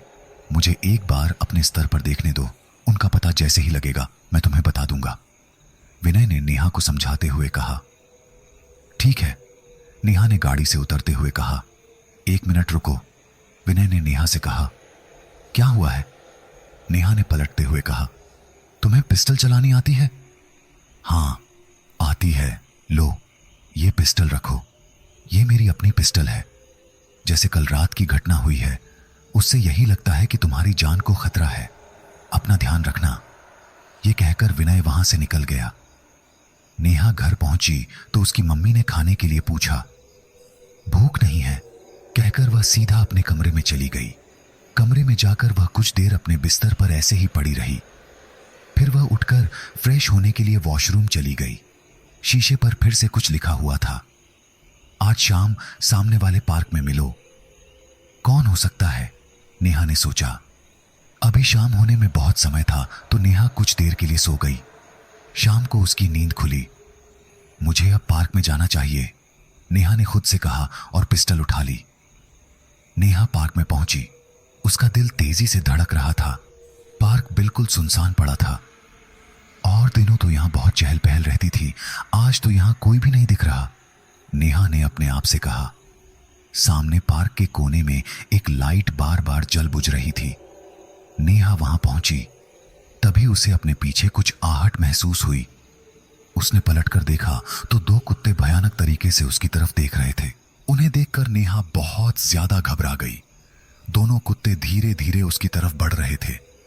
यह देखकर नेहा वहां से भागने लगी और दोनों कुत्ते उसके पीछे भागने लगे। भागते भागते नेहा नीचे गिर पड़ी। दोनों कुत्ते उसके ऊपर झपटने ही वाले थे कि अचानक वे वहीं के वहीं खड़े रह गए, जैसे किसी ने उन्हें जड़ कर दिया हो। नेहा ने देखा तो उन दोनों कुत्तों के पीछे एक इंसान आ रहा था। उसका चेहरा एक हैट के पीछे छिपा हुआ था। उसने पास आकर हाथ हिलाया तो दोनों कुत्ते ऐसे दूर जा पड़े जैसे वे बस एक खिलौना हो। वो इंसान और भी पास आ गया। उसने हवा में ही हाथ उठाया और नेहा जमीन से उठकर उसके सामने खड़ी हो गई। मैंने तुम्हें पहले भी समझाया था कि इन सब चीजों से दूर रहो, लेकिन तुमने मेरी बात नहीं सुनी। कुछ चीजें राज ही रहें तो अच्छा है, उस इंसान ने कहा। उसकी आवाज में एक भारीपन था। नेहा अपने हाथ पैर हिलाने में भी असमर्थ थी। उसके हैट के पीछे उसका चेहरा देखना मुश्किल था। मैं तुमसे आखिरी बार कह रहा हूं, इन सब बातों को भूल जाओ, नहीं तो तुम्हारा अंजाम बहुत ज्यादा बुरा होगा, उस इंसान ने चेतावनी देते हुए कहा। इसके बाद उस इंसान ने दोबारा हाथ घुमाया और नेहा नीचे गिर गई। वह इंसान वापस मुड़ा और वहां से जाने लगा। नेहा ने पिस्टल निकालने की कोशिश की, लेकिन वह कुछ नहीं कर पाई। उसने उठने की कोशिश की, लेकिन ऐसा महसूस हो रहा था जैसे उसके शरीर में ताकत ही न बची हो। किसी तरह कोशिश करके नेहा ने फोन निकाला और विनय को फोन मिलाया। हेलो, विनय ने फोन उठाया।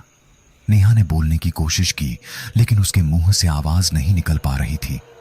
विनय समझ गया कि कुछ तो गड़बड़ है। उसने जल्दी से अपनी गाड़ी निकाली और नेहा के घर की तरफ तेजी से निकल गया। आंटी, नेहा कहाँ है? विनय ने आकर पूछा। नेहा तो अभी सामने पार्क में गई है, नेहा की मम्मी ने जवाब दिया। क्या हुआ? तुम इतने परेशान क्यों हो? नेहा की मम्मी ने घबराते हुए पूछा। लेकिन विनय उनकी बातों का जवाब देने से पहले ही पार्क की तरफ निकल गया। विनय को नेहा को ढूंढने में ज्यादा समय नहीं लगा। वह पार्क में एक जगह पड़ी हुई थी। नेहा! विनय ने उसके पास आकर पुकारा। विनय को देखकर नेहा ने सिर्फ पलक झपकाई। उसकी आंखों के कोरों से आंसू बह रहे थे। तुम्हें कुछ नहीं होगा, विनय ने कहा। उसने नेहा को गोद में उठाया और गाड़ी में लिटाकर सीधा अस्पताल ले आया। नेहा को एडमिट कराने के बाद विनय वहीं बैठा रहा। थोड़ी देर बाद डॉक्टर बाहर आए। क्या रहा डॉक्टर? अब उसकी तबीयत कैसी है? विनय ने पूछा। बहुत ही अजीब बात है, पेशेंट को देखकर ऐसा लगता है जैसे उन्हें फालिज का असर हुआ हो, लेकिन टेस्ट में ऐसा कुछ भी नहीं दिख रहा। सारी रिपोर्ट्स नॉर्मल हैं, डॉक्टर ने कहा। तो अब क्या होगा? विनय ने परेशान होते हुए पूछा। चिंता मत कीजिए, हमने उन्हें इंजेक्शन दे दिया है। सुबह तक इंतजार करते हैं, फिर देखते हैं, डॉक्टर ने विनय के कंधे पर हाथ रखते हुए कहा। विनय ने शीशे से नेहा को देखा। पता नहीं पार्क में ऐसा क्या हुआ जो तुम्हें यह सब हो गया? विनय ने बुदबुदाया। उसने अपना फोन चेक किया तो देखा कि नेहा की मम्मी की बहुत सारी मिस कॉल पड़ी थी। कॉल बैक करने की हिम्मत नहीं हो रही थी, लेकिन फिर भी उसने फोन मिला दिया। बेटे, कहां हो तुम? और नेहा कहां है? नेहा की मम्मी ने परेशान होकर पूछा। कुछ नहीं आंटी जी, बस एक क्लू मिला था, उसे ही देखने गए थे और अब लौटते हुए जाम में फंस गए हैं। विनय ने झूठ बोल दिया। नेहा कहां है? उन्होंने फिर पूछा। वो सो रही है, आप कहें तो मैं उसे जगाकर बात करवा दूं, विनय ने पूछा। नहीं, अगर वो सो रही है तो उसे सोने दो, बस उसका ध्यान रखना, नेहा की मम्मी ने कहा। जी आंटी जी, अच्छे से ध्यान रखूंगा, विनय ने कहा। फोन कटने के बाद विनय फिर से सोफे पर पसर गया। आंटी से झूठ बोलने का उसे बहुत अफसोस हो रहा था। बस नेहा को कुछ न हो, उसने सोचा। यही सोचते सोचते उसे सोफे पर ही नींद आ गई। सुबह हुई, विनय की नींद खुल गई। वह भागकर आई CU की तरफ गया। उसने शीशे से देखा तो डॉक्टर नेहा की जांच कर रहे थे। कुछ देर बाद डॉक्टर बाहर आए। डॉक्टर, अब वो कैसी है? उसे होश तो आ गया है ना? विनय ने पूछा। आई एम वेरी सॉरी, लेकिन उनका माइंड डेड हो चुका है, डॉक्टर ने कहा। विनय वहीं सर पकड़कर बैठ गया। खुद को संभालिए, डॉक्टर ने उसके कंधे पर हाथ रखते हुए कहा। डॉक्टर, कोई भी तरीका नहीं है जिससे नेहा ठीक हो जाए? विनय ने उम्मीद से पूछा। फिलहाल तो कोई भी तरीका नहीं है, डॉक्टर ने कहा। विनय खुद पर नियंत्रण खो बैठा और वहीं बैठकर रोने लगा। थोड़ी देर बाद उसने अपने आंसू पोंछे। तुमने जो काम अधूरा छोड़ दिया था उसे अब मैं पूरा करूंगा, विनय ने कहा और अस्पताल से निकल गया। विनय को पहले से पता था कि रुद्र की मां कहां हो सकती है। अस्पताल से वह सीधा पागल खाने पहुंचा। वहां पहुंचकर उसने अपनी पहचान बताई तो एक कर्मचारी उसे रुद्र की मां के कमरे तक ले गया। कमरे पर पहुंचकर उसने दरवाजा खोला तो रुद्र की मां की लाश पंखे से लटकी हुई थी। लाश देखकर वहां शोर मच गया। विनय ने लाश को ध्यान से देखा। उसकी आंखें फैली हुई थीं। लाश को देखकर लग रहा था कि उन्हें मरे हुए कम से कम 6-7 घंटे हो चुके होंगे। ये आत्महत्या नहीं है, ये पक्का हत्या का मामला है, विनय ने सोचते हुए कहा। इन सब के पीछे कौन हो सकता है? उसने मन ही मन कहा। लगता है कि सारे दरवाजे एक साथ बंद हो गए हैं। नेहा, तुमने भी मेरा साथ छोड़ दिया, ये सोचकर विनय निराश हो गया। नेहा की आंखें खुली तो उसने खुद को एक बिस्तर पर पाया। मैं कहां हूं? उसने सोचा। फिर वह बिस्तर से उतरकर इधर उधर देखने लगी। हर तरफ रोशनी के लिए मशालें लगी हुई थी। यह जगह तो काफी पुरानी लगती है, नेहा ने कहा। मैं यहां कैसे आ गई और विनय कहां है? नेहा इन्हीं सब बातों को सोचते हुए चलती जा रही थी। तभी उसे आगे नीचे उतरने के लिए सीढ़ियां दिखाई दी। वह धीरे धीरे नीचे उतरने लगी। जैसे जैसे नेहा नीचे उतर रही थी वैसे वैसे उसे वह जगह जानी पहचानी लगने लगी। इस जगह मैं पहले भी आ चुकी हूं, लेकिन कब? नेहा ने अपने दिमाग पर जोर डाला। यह तो वही हवेली है जहां से हमें रुद्र की डायरी मिली थी, नेहा ने कहा। तुमने ठीक पहचाना है। पीछे से एक भारी आवाज आई। नेहा ने पीछे मुड़कर देखा तो वही भीमकाय इंसान वहां खड़ा था। तुम मुझे यहां क्यों लाए हो? नेहा ने पूछा। तुम्हारी जान बचाने के लिए, उस इंसान ने कहा। मतलब क्या है तुम्हारा? नेहा ने पूछा। यही कि तुम्हारी यहां केवल आत्मा ही है। अपनी दुनिया में तुम लगभग मर ही चुकी हो, उस इंसान ने कहा। तो नेहा को एक झटका सा लगा। यह सब क्या है? कभी लगता है कि तुम हमारी मदद कर रहे हो और कभी लगता है कि तुम हम लोगों को एक कठपुतली की तरह नचा रहे हो। चाहते क्या हो तुम? तुम मुझे सब कुछ बता क्यों नहीं देते? नेहा ने झुंझलाते हुए कहा। वह केवल मुस्कुराया और बोला, मेरा नाम जोरावर सिंह है। किसी समय में मैं यहां का जमींदार था। ताकत और रुतबा मेरे पास बहुत था, लेकिन मैं और चाहता था। इसी चाहत के नशे ने मुझे शैतान बना दिया। यह सैकड़ों साल पहले की बात है। तब से अब तक मैं उन्हीं पापों का बोझ ढो रहा हूं। तुम रुद्र के बारे में और जानना चाहती हो ना? तो मेरे साथ आओ। जोरावर सिंह ने नेहा का हाथ पकड़कर उसे एक जगह ले गया। देखो इन्हें, उसने कहा। नेहा ने देखा तो वहां कुछ तस्वीरें थीं। पहचानती हो इन्हें? जोरावर सिंह ने नेहा की तरफ देखकर पूछा। नेहा ने ना में सिर हिलाया। ये सब वही लोग हैं जिन्हें रुद्र ने मारा है। ये सब वही हैं जो हकीकत में तुम्हारी दुनिया के लिए शैतान थे। ये देखो, इन दोनों को तो तुम जानती ही होगी। ये हैं जग्गू और उसका लड़का जितेश, जोरावर सिंह ने कहा। नेहा उन्हें गौर से देखने लगी। रुद्र जब अपने शहर वापस पहुंचा तो उसे पता चला कि उसकी मां पागल हो गई है और उसका घर जला दिया गया है। यह सब देखकर रुद्र पागल हो गया और उसने उसी रात जग्गू के पूरे परिवार का खात्मा कर दिया। जितेश की लाश को भी उसने उसी नहर में फेंक दिया था जहां उन्होंने रुद्र को गोली मारकर गिराया था। रुद्र की शक्तियां अब खत्म हो चुकी हैं, इसलिए उसने आत्मसमर्पण कर दिया है। अब तुम खुद बताओ कि रुद्र राक्षस है या इंसान? जोरावर सिंह ने नेहा को देखते हुए पूछा। फिलहाल मैं इस सवाल का जवाब नहीं दे सकती, लेकिन एक बात जरूर पूछना चाहूंगी। जब तुम्हें पहले से ही यह सब पता था तो हमें पहले क्यों नहीं बताया? नेहा ने पूछा। हम सभी को जो भी शक्तियां मिली हैं वह शैतान की दी हुई हैं। अगर मैं सामने से तुम्हारी मदद करता तो मेरा हाल भी बहुत बुरा होता, जोरावर सिंह ने कहा। तो अब मदद करने का कारण क्या है? नेहा ने पूछा। इसके दो कारण हैं। पहला, रुद्र ही वह जरिया है जिसके जरिए मैं अपने पापों से छुटकारा पाकर मुक्त हो सकता हूं। दूसरा, वह जिसकी वजह से तुम यहां हो, जोरावर सिंह ने कहा। तुम्हारा मतलब उस इंसान से है जो मुझे इतने दिनों से परेशान कर रहा है? नेहा ने पूछा। हां, जानती हो वह कौन है? जोरावर सिंह ने पूछा। नहीं, नेहा ने कहा। जितेश, वह जितेश है, जोरावर सिंह ने कहा। रुद्र अपनी बैरक में बैठा हुआ था कि तभी जेल की लाइट्स एक एक करके बुझने लगीं और वहां घुप अंधेरा छा गया। तभी रुद्र के बैरक की लाइट बार बार जलने और बुझने लगी। रुद्र लाइट को गौर से देखने लगा। तभी उसने देखा कि उसके बैरक के सामने कोई खड़ा था। रुद्र उठकर सलाखों के पास आ गया। पहचाना मुझे? एक साया सलाखों के पास खड़ा था। कौन हो तुम? रुद्र ने कहा। बस इतनी जल्दी भूल गए, यह कहकर साया सलाखों के और भी पास आ गया।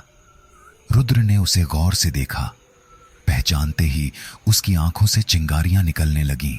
जितेश, तुम्हें मैं जिंदा नहीं छोड़ूंगा। रुद्र ने सलाखें तोड़ने की कोशिश की, लेकिन असफल रहा। छछ, तुम्हें देखकर बहुत अफसोस हो रहा है। तुम्हारी शक्ति तो बिल्कुल ही खत्म हो गई है। और मुझे देखो। जितेश ने एक हाथ से सलाखें पकड़ी तो सारी सलाखें गर्म होकर दहकने लगीं। रुद्र सलाखों से पीछे हट गया। मेरे पास जो शक्तियां हैं वो उसी शैतान द्वारा दी गई हैं जिसने तुम्हें भी शक्तियां दी थीं। तुम्हारे पास अब कोई शक्ति नहीं है, लेकिन मेरे पास इतनी शक्ति है कि मैं तुम्हारे जैसे बहुत सारे रुद्रों को मार सकता हूं, उसने मुस्कुराते हुए कहा। और हां, तुम्हारी मां, मुझे उनके लिए बहुत अफसोस है। मैं उन्हें बहुत आसान मौत देना चाहता था, लेकिन मेरे अंदर के शैतान ने मेरी एक ना सुनी। और वह लड़की नेहा, वह शायद कल का सूरज भी ना देख पाए। यह कहकर जितेश वहां से गायब हो गया और जेल की सारी लाइट्स फिर से जलने लगी। रुद्र अंदर ही अंदर सुलग रहा था। जितेश को तो रुद्र ने मार दिया था, फिर यह जितेश दोबारा कैसे जिंदा हो गया? नेहा ने चौंक कर कहा। उसी शैतान ने जितेश को भी जिंदा कर दिया, जिसने रुद्र को भी जिंदा किया था। जोरावर सिंह ने कहा, तुम्हें अब जल्दी करनी होगी, वक्त बहुत कम बचा है। जोरावर सिंह ने कहा, अपने शरीर में वापस जाओ। जोरावर सिंह ने कहा। नेहा एक झटके से अपने बिस्तर से उठ बैठी। नर्स ने देखा तो भागकर डॉक्टर को बुलाने चली गई। डॉक्टर, पेशेंट को होश आ गया है। नेहा ने वहां रुकना जरूरी नहीं समझा और अस्पताल से चुपचाप निकल गई। उसने अपनी मम्मी को फोन मिलाया। नेहा, तुम कहां हो? तुमसे बात नहीं हो पा रही थी। मैं कितना परेशान हो गई थी। नेहा की मम्मी ने परेशान होकर कहा, मम्मी आप परेशान मत होइए, मुझे अभी एक काम निपटाना है, फिर मैं आपसे मिलती हूं। यह कहकर नेहा ने फोन काट दिया। नेहा ने फिर विनय को फोन लगाया। नेहा, तुम ठीक हो गई? विनय ने आश्चर्यचकित होकर कहा, मैं ठीक हूं विनय, मुझे सब पता चल गया है। हमारे पास समय बहुत कम है, जितनी जल्दी हो सके जेल पहुंचो, मैं भी वहीं आ रही हूं। नेहा ने जल्दी जल्दी कहा। तभी नेहा की नजर एक इंसान पर पड़ी जिसने काला लबादा ओढ़ रखा था। विनय, मैं तुमसे वहीं आकर बात करती हूं, हो सके तो रुद्र से मिलने की कोशिश करना, नेहा ने कहा और फोन काट दिया। नेहा, मेरी बात तो सुनो, विनय ने कहा, लेकिन फोन कट चुका था।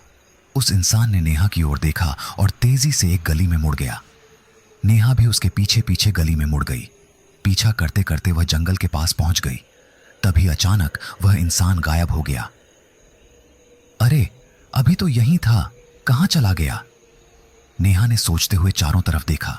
तभी किसी ने उसके सिर पर वार किया और नेहा वहीं गिरकर बेहोश हो गई। विनय जेल पहुंचा और नेहा को फोन मिलाने लगा, लेकिन नेहा का फोन नहीं लग पाया। इतना समय नेहा को आने में लगेगा, तब तक मैं रुद्र से मिल लेता हूं, विनय ने अपने आप से कहा और रुद्र के बैरक की ओर बढ़ने लगा। विनय रुद्र के बैरक पहुंचा। रुद्र अपने बैरक में तेजी से इधर उधर घूम रहा था। उसने विनय को देखा और सलाखों तक आया। तुम यहां क्यों आए हो? रुद्र ने विनय को गौर से देखते हुए कहा। मुझे नेहा ने यहां आने के लिए कहा था। विनय ने उसकी ओर देखते हुए कहा। नेहा कहां है? रुद्र ने पूछा। वो भी बस आने ही वाली है, विनय ने जवाब दिया। आने वाली है? क्या वो तुम्हारे साथ नहीं है? रुद्र ने गुस्से से सलाखों पर हाथ मारा। वो अस्पताल में एडमिट थी। और फिर विनय ने रुद्र को सारी बात बताई। मुझे यहां से बाहर निकलना है, सारी बातें सुनकर रुद्र ने कहा। क्या? विनय ने चौंक कर कहा।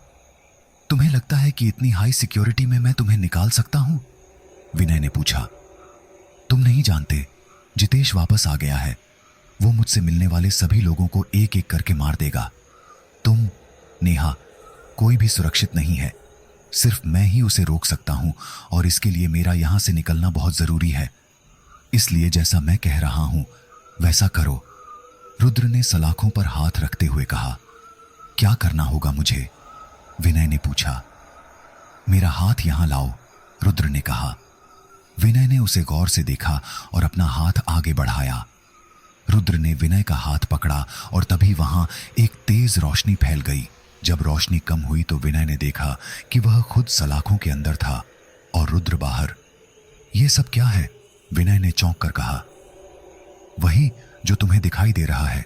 जितनी जल्दी हो सके जेल से निकलकर मुझसे मिलना, मैं बाहर ही तुमसे मिलूंगा। यह कहकर रुद्र वहां से निकल गया। जाते जाते उसने जेल का अलार्म बजा दिया।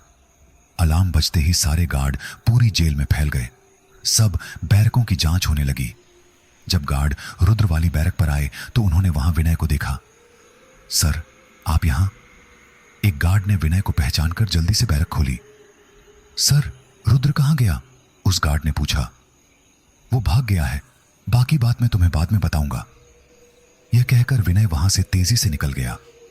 विनय जेल से बाहर आया और उसने रुद्र को तलाशना शुरू कर दिया, लेकिन रुद्र उसे कहीं नहीं दिखा। तभी विनय को नेहा का ध्यान आया तो उसने नेहा को फिर से फोन मिलाया, लेकिन नेहा का फोन बंद आ रहा था। नेहा को जरूर कुछ हुआ है, विनय ने सोचा और तेजी से अपनी गाड़ी की तरफ भागा। विनय ने गाड़ी में बैठकर उसे स्टार्ट ही किया था कि उसे गाड़ी की पिछली सीट पर रुद्र बैठा हुआ दिखाई दिया। नेहा को जितेश अपने साथ ले गया है, रुद्र ने कहा। क्या? विनय ने चौंकते हुए कहा। लेकिन वो तो तुम्हारे पीछे पड़ा हुआ था, फिर नेहा को क्यों? विनय ने रुद्र से पूछा। उसकी पहले से ही यह आदत है कि वो पहले उन लोगों को निशाना बनाता है जो आपकी मदद करते हो या किसी भी तरह से आपसे जुड़े हुए हों। नेहा एक तरह से मेरी मदद ही कर रही थी, रुद्र ने कहा।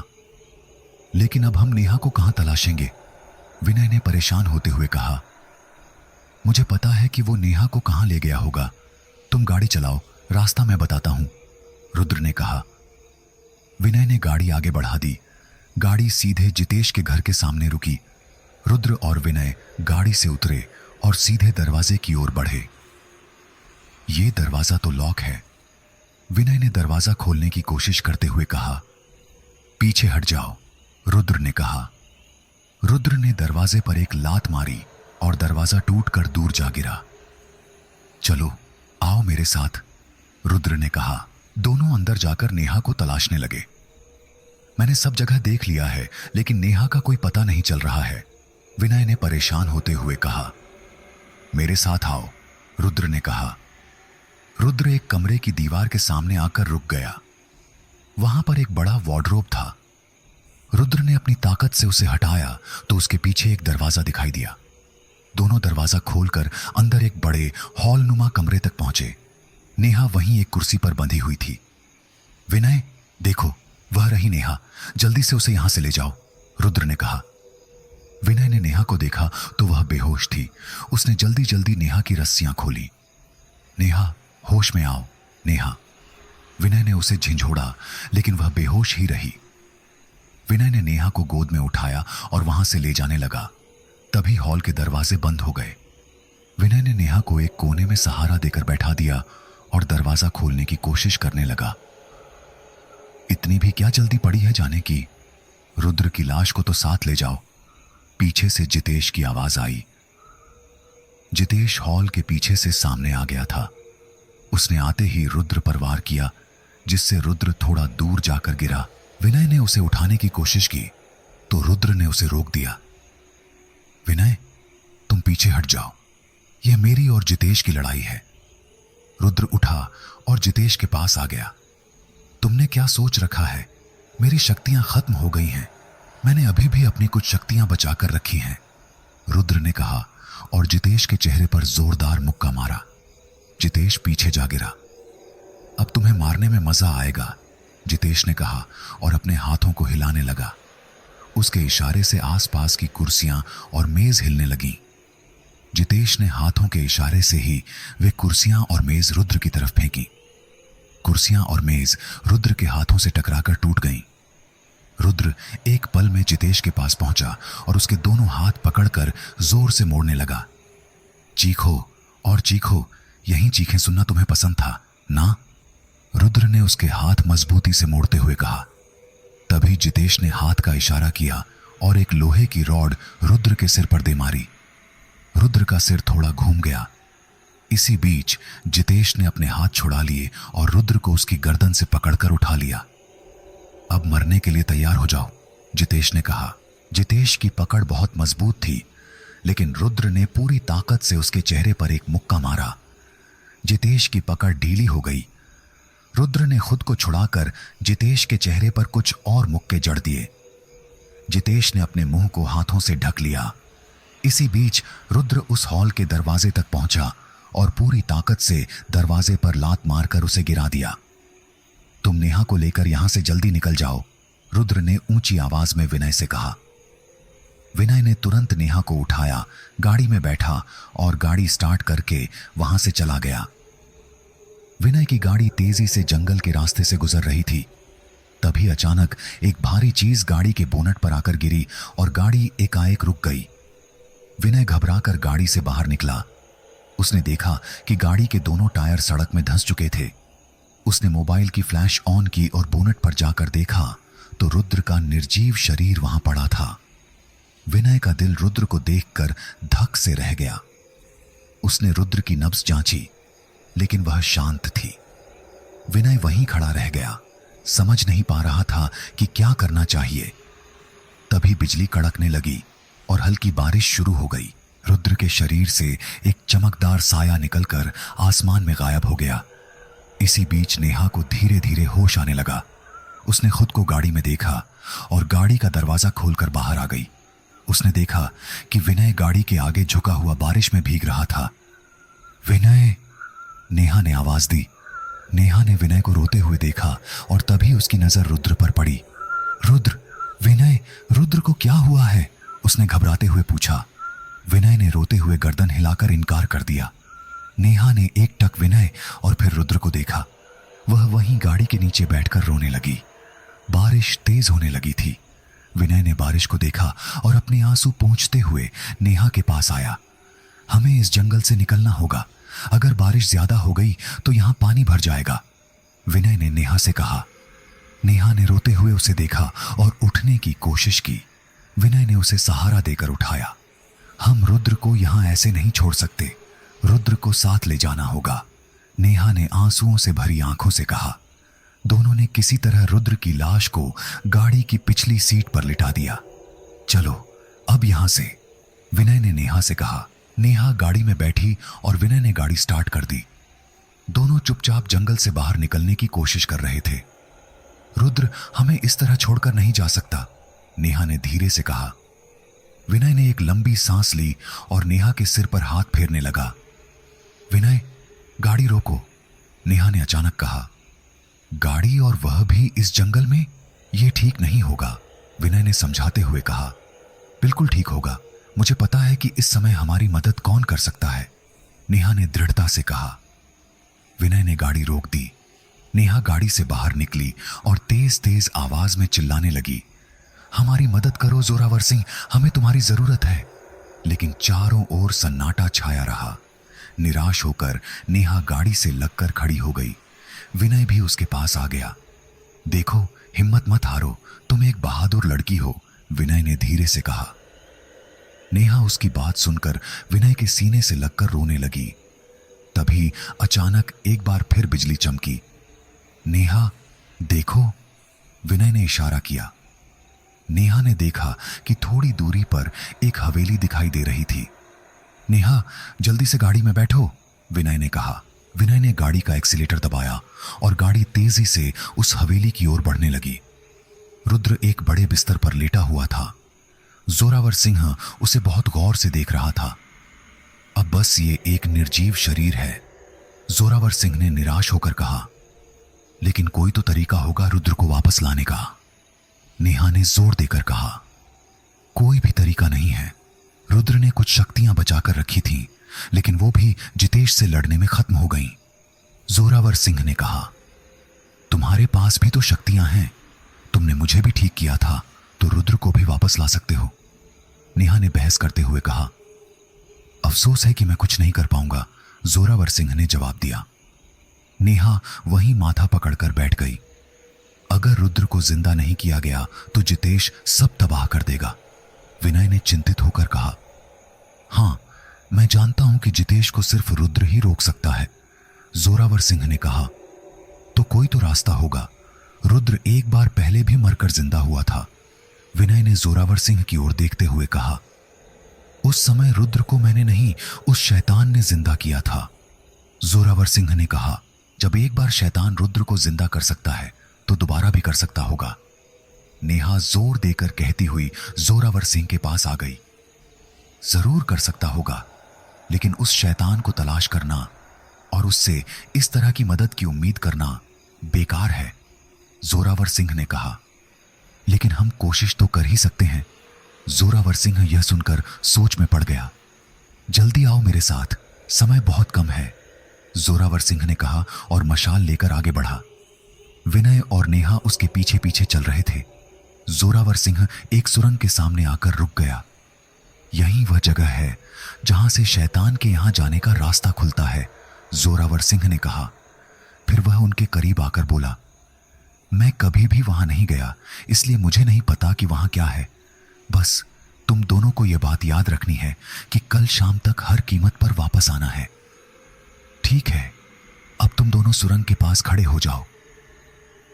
जोरावर सिंह ने कुछ बुदबुदाना शुरू कर दिया। नेहा ने देखा कि जोरावर सिंह के शरीर से भी एक चमकदार साया निकल रहा था। धीरे धीरे जोरावर सिंह और वह जगह धुंधली पड़ने लगी। कुछ देर बाद नेहा और विनय खुद को एक बड़े रेगिस्तान के बीच में खड़ा पाया। ये हम कहां आ गए हैं विनय? नेहा ने उसकी तरफ देखते हुए पूछा। मुझे लगता है कि हम उस दुनिया में आ गए हैं जहां शैतान रहता है। अब हमें समय खराब नहीं करना चाहिए, चलो आगे बढ़ते हैं, विनय ने नेहा से कहा। लेकिन हम जाएंगे कहां? यहां तो हर तरफ रेत ही रेत है, नेहा ने परेशान होकर कहा। वो देखो, वो रेतीला पहाड़, सबसे पहले हम उस पर चढ़ने की कोशिश करते हैं, वहां से शायद हमें पता चले कि हमें जाना कहां है। दोनों उस रेतीले पहाड़ पर चढ़ने की कोशिश करने लगे। पानी, मुझे बहुत प्यास लग रही है, नेहा बीच में ही रुककर हाँफने लगी। विनय की भी हालत खराब हो रही थी। हम रुक नहीं सकते, हमें आगे बढ़ना ही होगा, विनय ने कहा। दोनों फिर से ऊपर चढ़ने लगे। उनके कदम लड़खड़ा रहे थे। तभी नेहा के पैर रेत में फंस गए। विनय, नेहा ने आवाज दी। विनय ने देखा तो नेहा के पैर रेत में धंस गए थे। नेहा, बिल्कुल मत घबराना, मैं तुम्हारी मदद करता हूं, विनय ने कहा और नेहा के पैर निकालने की कोशिश करने लगा। तभी विनय को झुंझुने बजने जैसी आवाज सुनाई दी। उसने देखा तो उसकी आंखें फैल गईं। सामने ही एक रेटल स्नेक रेत पर फिसलता हुआ उनकी तरफ बढ़ रहा था। नेहा, पीछे मत देखना, विनय ने धीरे से कहा। विनय समझ नहीं पा रहा था कि क्या करे। उसने हिम्मत जुटाई, अपनी शर्ट उतारी और उसकी बाजुओं से एक घेरा बनाकर उस सांप पर डाल दिया। सांप को शर्ट में फंसाकर उसने उसे दूर उछाल दिया। इसके बाद वह फिर से नेहा के पास आया और उसके पैर निकालने की कोशिश करने लगा। कुछ देर की मेहनत के बाद नेहा बाहर आ गई। नेहा के निकलते ही दोनों ने फिर से ऊपर चढ़ना शुरू किया। आखिरकार वे पहाड़ की चोटी पर पहुंचने में कामयाब हो गए। वो देखो, सामने आगे जाने का रास्ता दिख रहा है, विनय ने नेहा को सहारा देते हुए इशारा किया। तभी उन्हें पीछे से किसी आहट का एहसास हुआ। विनय, नेहा की आवाज हलक में ही अटक गई। विनय ने पीछे मुड़कर देखा तो एक तूफानी चक्रवात उनकी ओर बढ़ रहा था। जल्दी नीचे उतरो नेहा, नहीं तो ये रेतीला तूफान हमें उड़ा ले जाएगा, विनय ने चिल्लाया। दोनों जल्दी जल्दी उस रेतीले पहाड़ की दूसरी तरफ उतरने लगे, लेकिन तूफान ने उन्हें अपनी चपेट में ले लिया। नेहा, मेरा हाथ मत छोड़ना, विनय ने चिल्लाते हुए कहा, लेकिन तूफान बहुत तेज था। कुछ ही देर में विनय के हाथ से नेहा का हाथ छूट गया। नेहा, विनय ने चिल्लाने की कोशिश की, लेकिन रेत उसके मुंह में भर चुकी थी। विनय के कदम भी डगमगाने लगे और वह भी तूफान के साथ बहने लगा। विनय की आंखें खुली तो उसने खुद को एक पानी के जहाज में पाया। नेहा कहां हो सकती है, विनय ने सोचा। तभी उसके एक कोड़ा पड़ा। आह! उसने दर्द से कराहते हुए पीछे देखा तो एक भीमकाय आदमी उसके सामने खड़ा था। काम रुकना नहीं चाहिए, उस भीमकाय आदमी ने कहा। थोड़ी ही देर में विनय और मल्लाहों के साथ उस जहाज को खेने में लग गया। जल्दी करो सब, हमें बहुत जल्दी पहुंचना है, वो भीमकाय आदमी दहाड़ा। विनय को अभी भी समझ नहीं आ रहा था कि ये सब हो क्या रहा है। तभी एक भयानक विस्फोट हुआ और जहाज के कुछ हिस्से के चिथड़े उड़ गए। हम पर हमला हुआ है, लुटेरों का जहाज हमारे नजदीक है, तोपें लगाओ, विनय को बाहर से सुनाई पड़ रहा था। धमाकों की आवाज अब और भी ज्यादा हो गई थी। जहाज में पानी भरने लगा। विनय ने उठने की कोशिश की, लेकिन उसके एक पैर में बेड़ियां पड़ी थीं जो उस जहाज के एक खंभे से बंधी थीं। पानी धीरे धीरे बढ़ने लगा। विनय ने पूरी कोशिश की, लेकिन वह अपने पैर को नहीं छुड़ा पा रहा था। तभी एक और विस्फोट हुआ और विनय झटके के साथ दूर जा पड़ा। उसकी बेड़ी टूट गई थी। विनय ऊपर चढ़कर जहाज पर आ गया। सब तरफ तलवारें चल रही थीं। ये सब क्या हो रहा है? विनय ये सब देखकर घबरा गया और पीछे मुड़कर छिपने की कोशिश करने लगा। तभी उसकी गर्दन पर किसी ने तलवार रख दी। विनय ने पलट कर देखा तो वो नेहा थी। थैंक्स गॉड, तुम आ गई नेहा, विनय ने कहा। अपनी तलवार उठाओ और लड़ो मुझसे, नेहा ने कहा। विनय ने चौंक कर देखा तो उसे नेहा के चेहरे पर अपने लिए अजनबी जैसे भाव महसूस हुए। नेहा, ये मैं हूं विनय। विनय ने बताने की कोशिश की तो उसने तलवार लेकर विनय पर झपटी। विनय थोड़ा पीछे हट गया। नेहा, तुम्हें हो क्या गया है? विनय ने परेशान होकर कहा। क्या तुम डर रहे हो? नेहा ने तलवार उसकी तरफ करते हुए कहा। नेहा, होश में आओ, विनय ने कहा तो नेहा ने फिर से उस पर वार किया। विनय ने अपना बचाव किया लेकिन वह संभल नहीं पाया और नीचे गिर गया। नेहा तलवार लेकर उसकी ओर बढ़ने लगी थी। विनय नीचे गिरा हुआ पीछे हटने लगा। तभी उसकी नजर एक जंजीर पर पड़ी और उसने तेजी से उस जंजीर से नेहा के पैरों पर अड़ंगा डाल दिया। नेहा मुंह के बल गिरी। उसके हाथ से तलवार छूट गई। विनय ने दौड़कर आकर उसके दोनों हाथ पकड़ लिए। नेहा, होश में आओ, ये मैं हूं विनय, विनय ने उसे झंझोड़ते हुए कहा। अचानक से नेहा को होश सा आया। विनय, नेहा के मुंह से निकला। तभी एक और भयानक विस्फोट हुआ और वो दोनों समुद्र में जा गिरे। वो दोनों ऊपर आने की बहुत कोशिश कर रहे थे लेकिन फिर भी दोनों डूबने लगे। समुद्र का खारा पानी उनके शरीर में भरने लगा था और कुछ ही देर में उनकी आंखें बंद हो गईं। अचानक दोनों की आंखें खुलीं। उन्होंने हांफते हुए अपने चारों ओर देखा। वो दोनों एक ट्रेन में जा रहे थे। कुछ लोग उस ट्रेन में बैठे हुए उन्हें घूर रहे थे।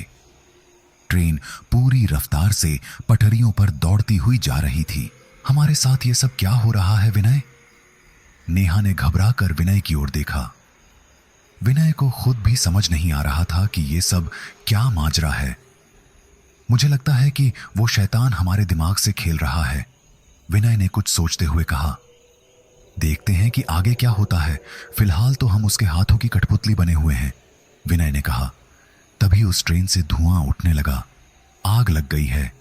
सब लोगों में अफरा तफरी मच गई। विनय, ट्रेन में आग लग गई है, हमें यहां से निकलना चाहिए, नेहा ने घबराते हुए विनय से कहा। नहीं, हम यहीं रहेंगे, विनय ने कहा। ट्रेन की आग उनकी तरफ बढ़ने लगी थी। विनय, प्लीज चलो यहां से, नेहा ने विनय का हाथ पकड़कर कहा। मैं तुमसे कह रहा हूं नेहा कि वो शैतान हमारे दिमाग से खेल रहा है, विनय ने उसे समझाते हुए कहा। आग उनके करीब आती जा रही थी। मैं तुमसे नहीं डरता, ना ही तुम्हारी इस माया जाल से, विनय ने चिल्लाकर कहा। थोड़ी ही देर में आग ने उन्हें अपने आगोश में ले लिया। विनय उठकर नेहा के सामने आ गया था। कुछ देर बाद विनय ने देखा तो वो दोनों एक टूटे से मकान के सामने खड़े थे। तभी एक आदमी उस मकान से निकला। तुम दोनों यहां क्यों आए हो? उस आदमी ने पूछा।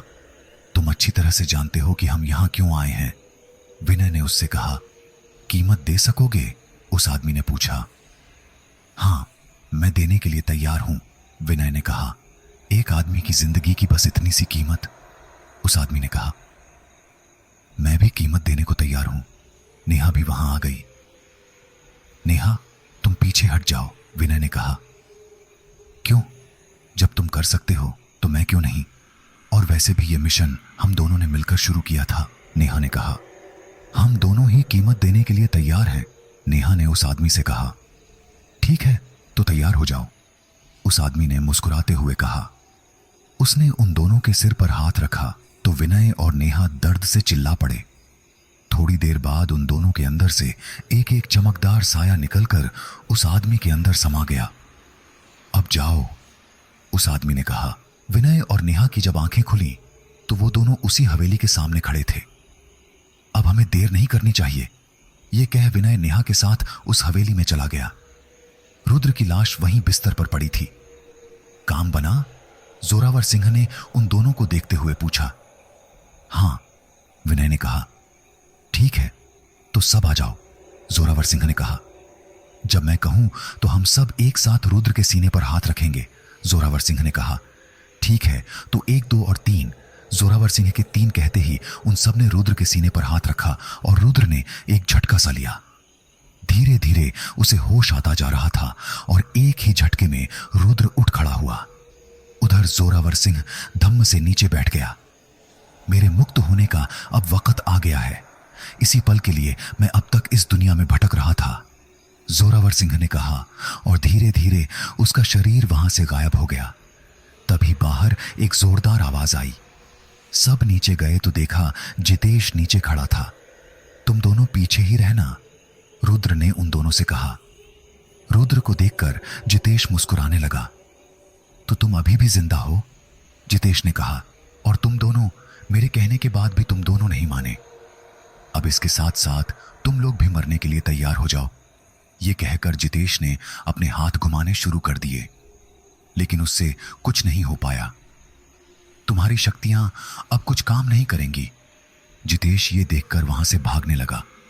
बस बहुत हो गया, रुद्र ने कहा, और जितेश को गर्दन से पकड़कर उठा लिया और जमीन पर पटक दिया। जितेश नीचे गिरा और उसके अंदर से एक चमकदार साया निकलकर हवा में गायब हो गया। तुमने अपनी सारी शक्तियां लोगों को खत्म करने और तंग करने में खत्म कर दी हैं। अब तुम्हारे पास कुछ भी नहीं बचा है, रुद्र ने कहा और उसकी गर्दन दबाने लगा। कुछ देर जितेश तड़पा और फिर शांत हो गया। तुम्हारी कहानी खत्म हुई, रुद्र ने कहा और उठकर जाने लगा कि तभी जितेश ने उस पर वार कर दिया। आओ इस कहानी को साथ में खत्म करें, जितेश ने कहा, और दोनों एक दूसरे से टकराते हुए हवेली से बाहर आ गए। रुद्र ने जितेश को एक पेड़ पर दे मारा। जितेश उठा ही था कि उसके अंदर से एक और साया निकलकर हवा में समा गया। रुद्र ने फिर देर नहीं लगाई और उसने जितेश की गर्दन पकड़कर एक झटका दिया। तड़ाक की आवाज के साथ ही जितेश की गर्दन टूटकर एक तरफ झूल गई। धीरे धीरे उसमें से चमकदार साए निकलते रहे और थोड़ी ही देर में जितेश का शरीर भी हवा में गायब हो गया। जितेश अब हमेशा के लिए खत्म हो चुका है। विनय और नेहा भी वहां आ गए। तभी रुद्र को एक झटका सा लगा और वो वहीं गिर गया। रुद्र के अंदर से एक चमकदार साया निकलकर हवा में समा गया। ये देखकर विनय और नेहा दोनों रुद्र के पास आ गए। नेहा, मैंने तुम्हें जब पहली बार देखा था तो मुझे तुम्हें देखकर मेरी बहन की याद आ गई थी। तुम बिल्कुल मेरी बहन की तरह हो, रुद्र ने कहा तो नेहा फूट फूट कर रोने लगी। धीरे धीरे रुद्र के अंदर से चमकदार साए निकलते जा रहे थे। विनय, मैं जानता हूं कि तुम नेहा से बहुत प्यार करते हो, इसका हमेशा ख्याल रखना। ये कहते ही रुद्र का शरीर भी हवा में कहीं खो गया। रुद्र, नेहा चिल्लाती हुई विनय के सीने से लग गई। उसका वक्त खत्म हो गया था तो उसे जाना ही पड़ता। नेहा और विनय ने देखा तो वहीं आदमी वहां बैठा था।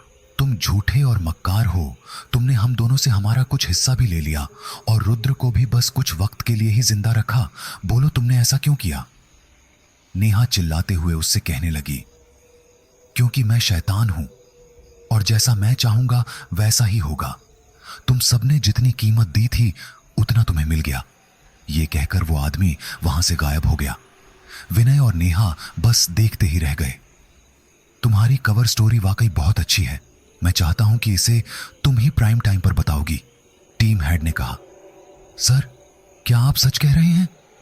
नेहा ने चौंक कर कहा। हाँ, मैं सच कह रहा हूं। इस रिपोर्ट में जो सच्चाई है वो तुमसे अच्छा कोई नहीं बता सकता, टीम हेड ने कहा और मुस्कुराते हुए वहां से चला गया। जैसे ही प्राइम टाइम पर यह खबर आई तो सबके मुंह पर बस यही था कि जिस इंसान को शैतान समझा गया था वो एक इंसान था, एक अच्छा इंसान। नेहा विनय के कंधे पर सिर रखकर बैठी हुई थी। रुद्र को न्याय मिल गया है, वो एक अच्छा इंसान था। मैंने रिपोर्टिंग छोड़ दी है। मुझे नहीं लगता कि अब मैं कोई भी काम कर पाऊंगी, नेहा ने धीरे से कहा। मुझे भी यही लगता है। ऐसा लगता है कि कुछ है जो मुझे अभी पूरा करना है, विनय ने कहा। दोनों अपने हाथ देखने लगे जिसमें से आग सी निकलती हुई दिखाई पड़ रही थी। दोनों ने एक दूसरे को देखा। उन्हें समझ आ गया था कि उनकी जिंदगी का क्या मकसद है। तो दोस्तों, यह कहानी यहीं पर समाप्त होती है। आप सबने चैनल को इतना प्यार दिया, इसके लिए आपका आभार। इस कहानी पर आपकी प्रतिक्रिया जरूर दें और बताएं किसका रोल आपको बहुत अच्छा लगा। ऐसी ही कहानियां लेकर मैं आपको जल्द मिलूंगा। तो दोस्तों, मुझे जरूर फॉलो कर दीजिए ताकि अगली कहानियों का आपको पता चले। आप सबका दिल से धन्यवाद। जल्द मिलूंगा नई कहानी के साथ।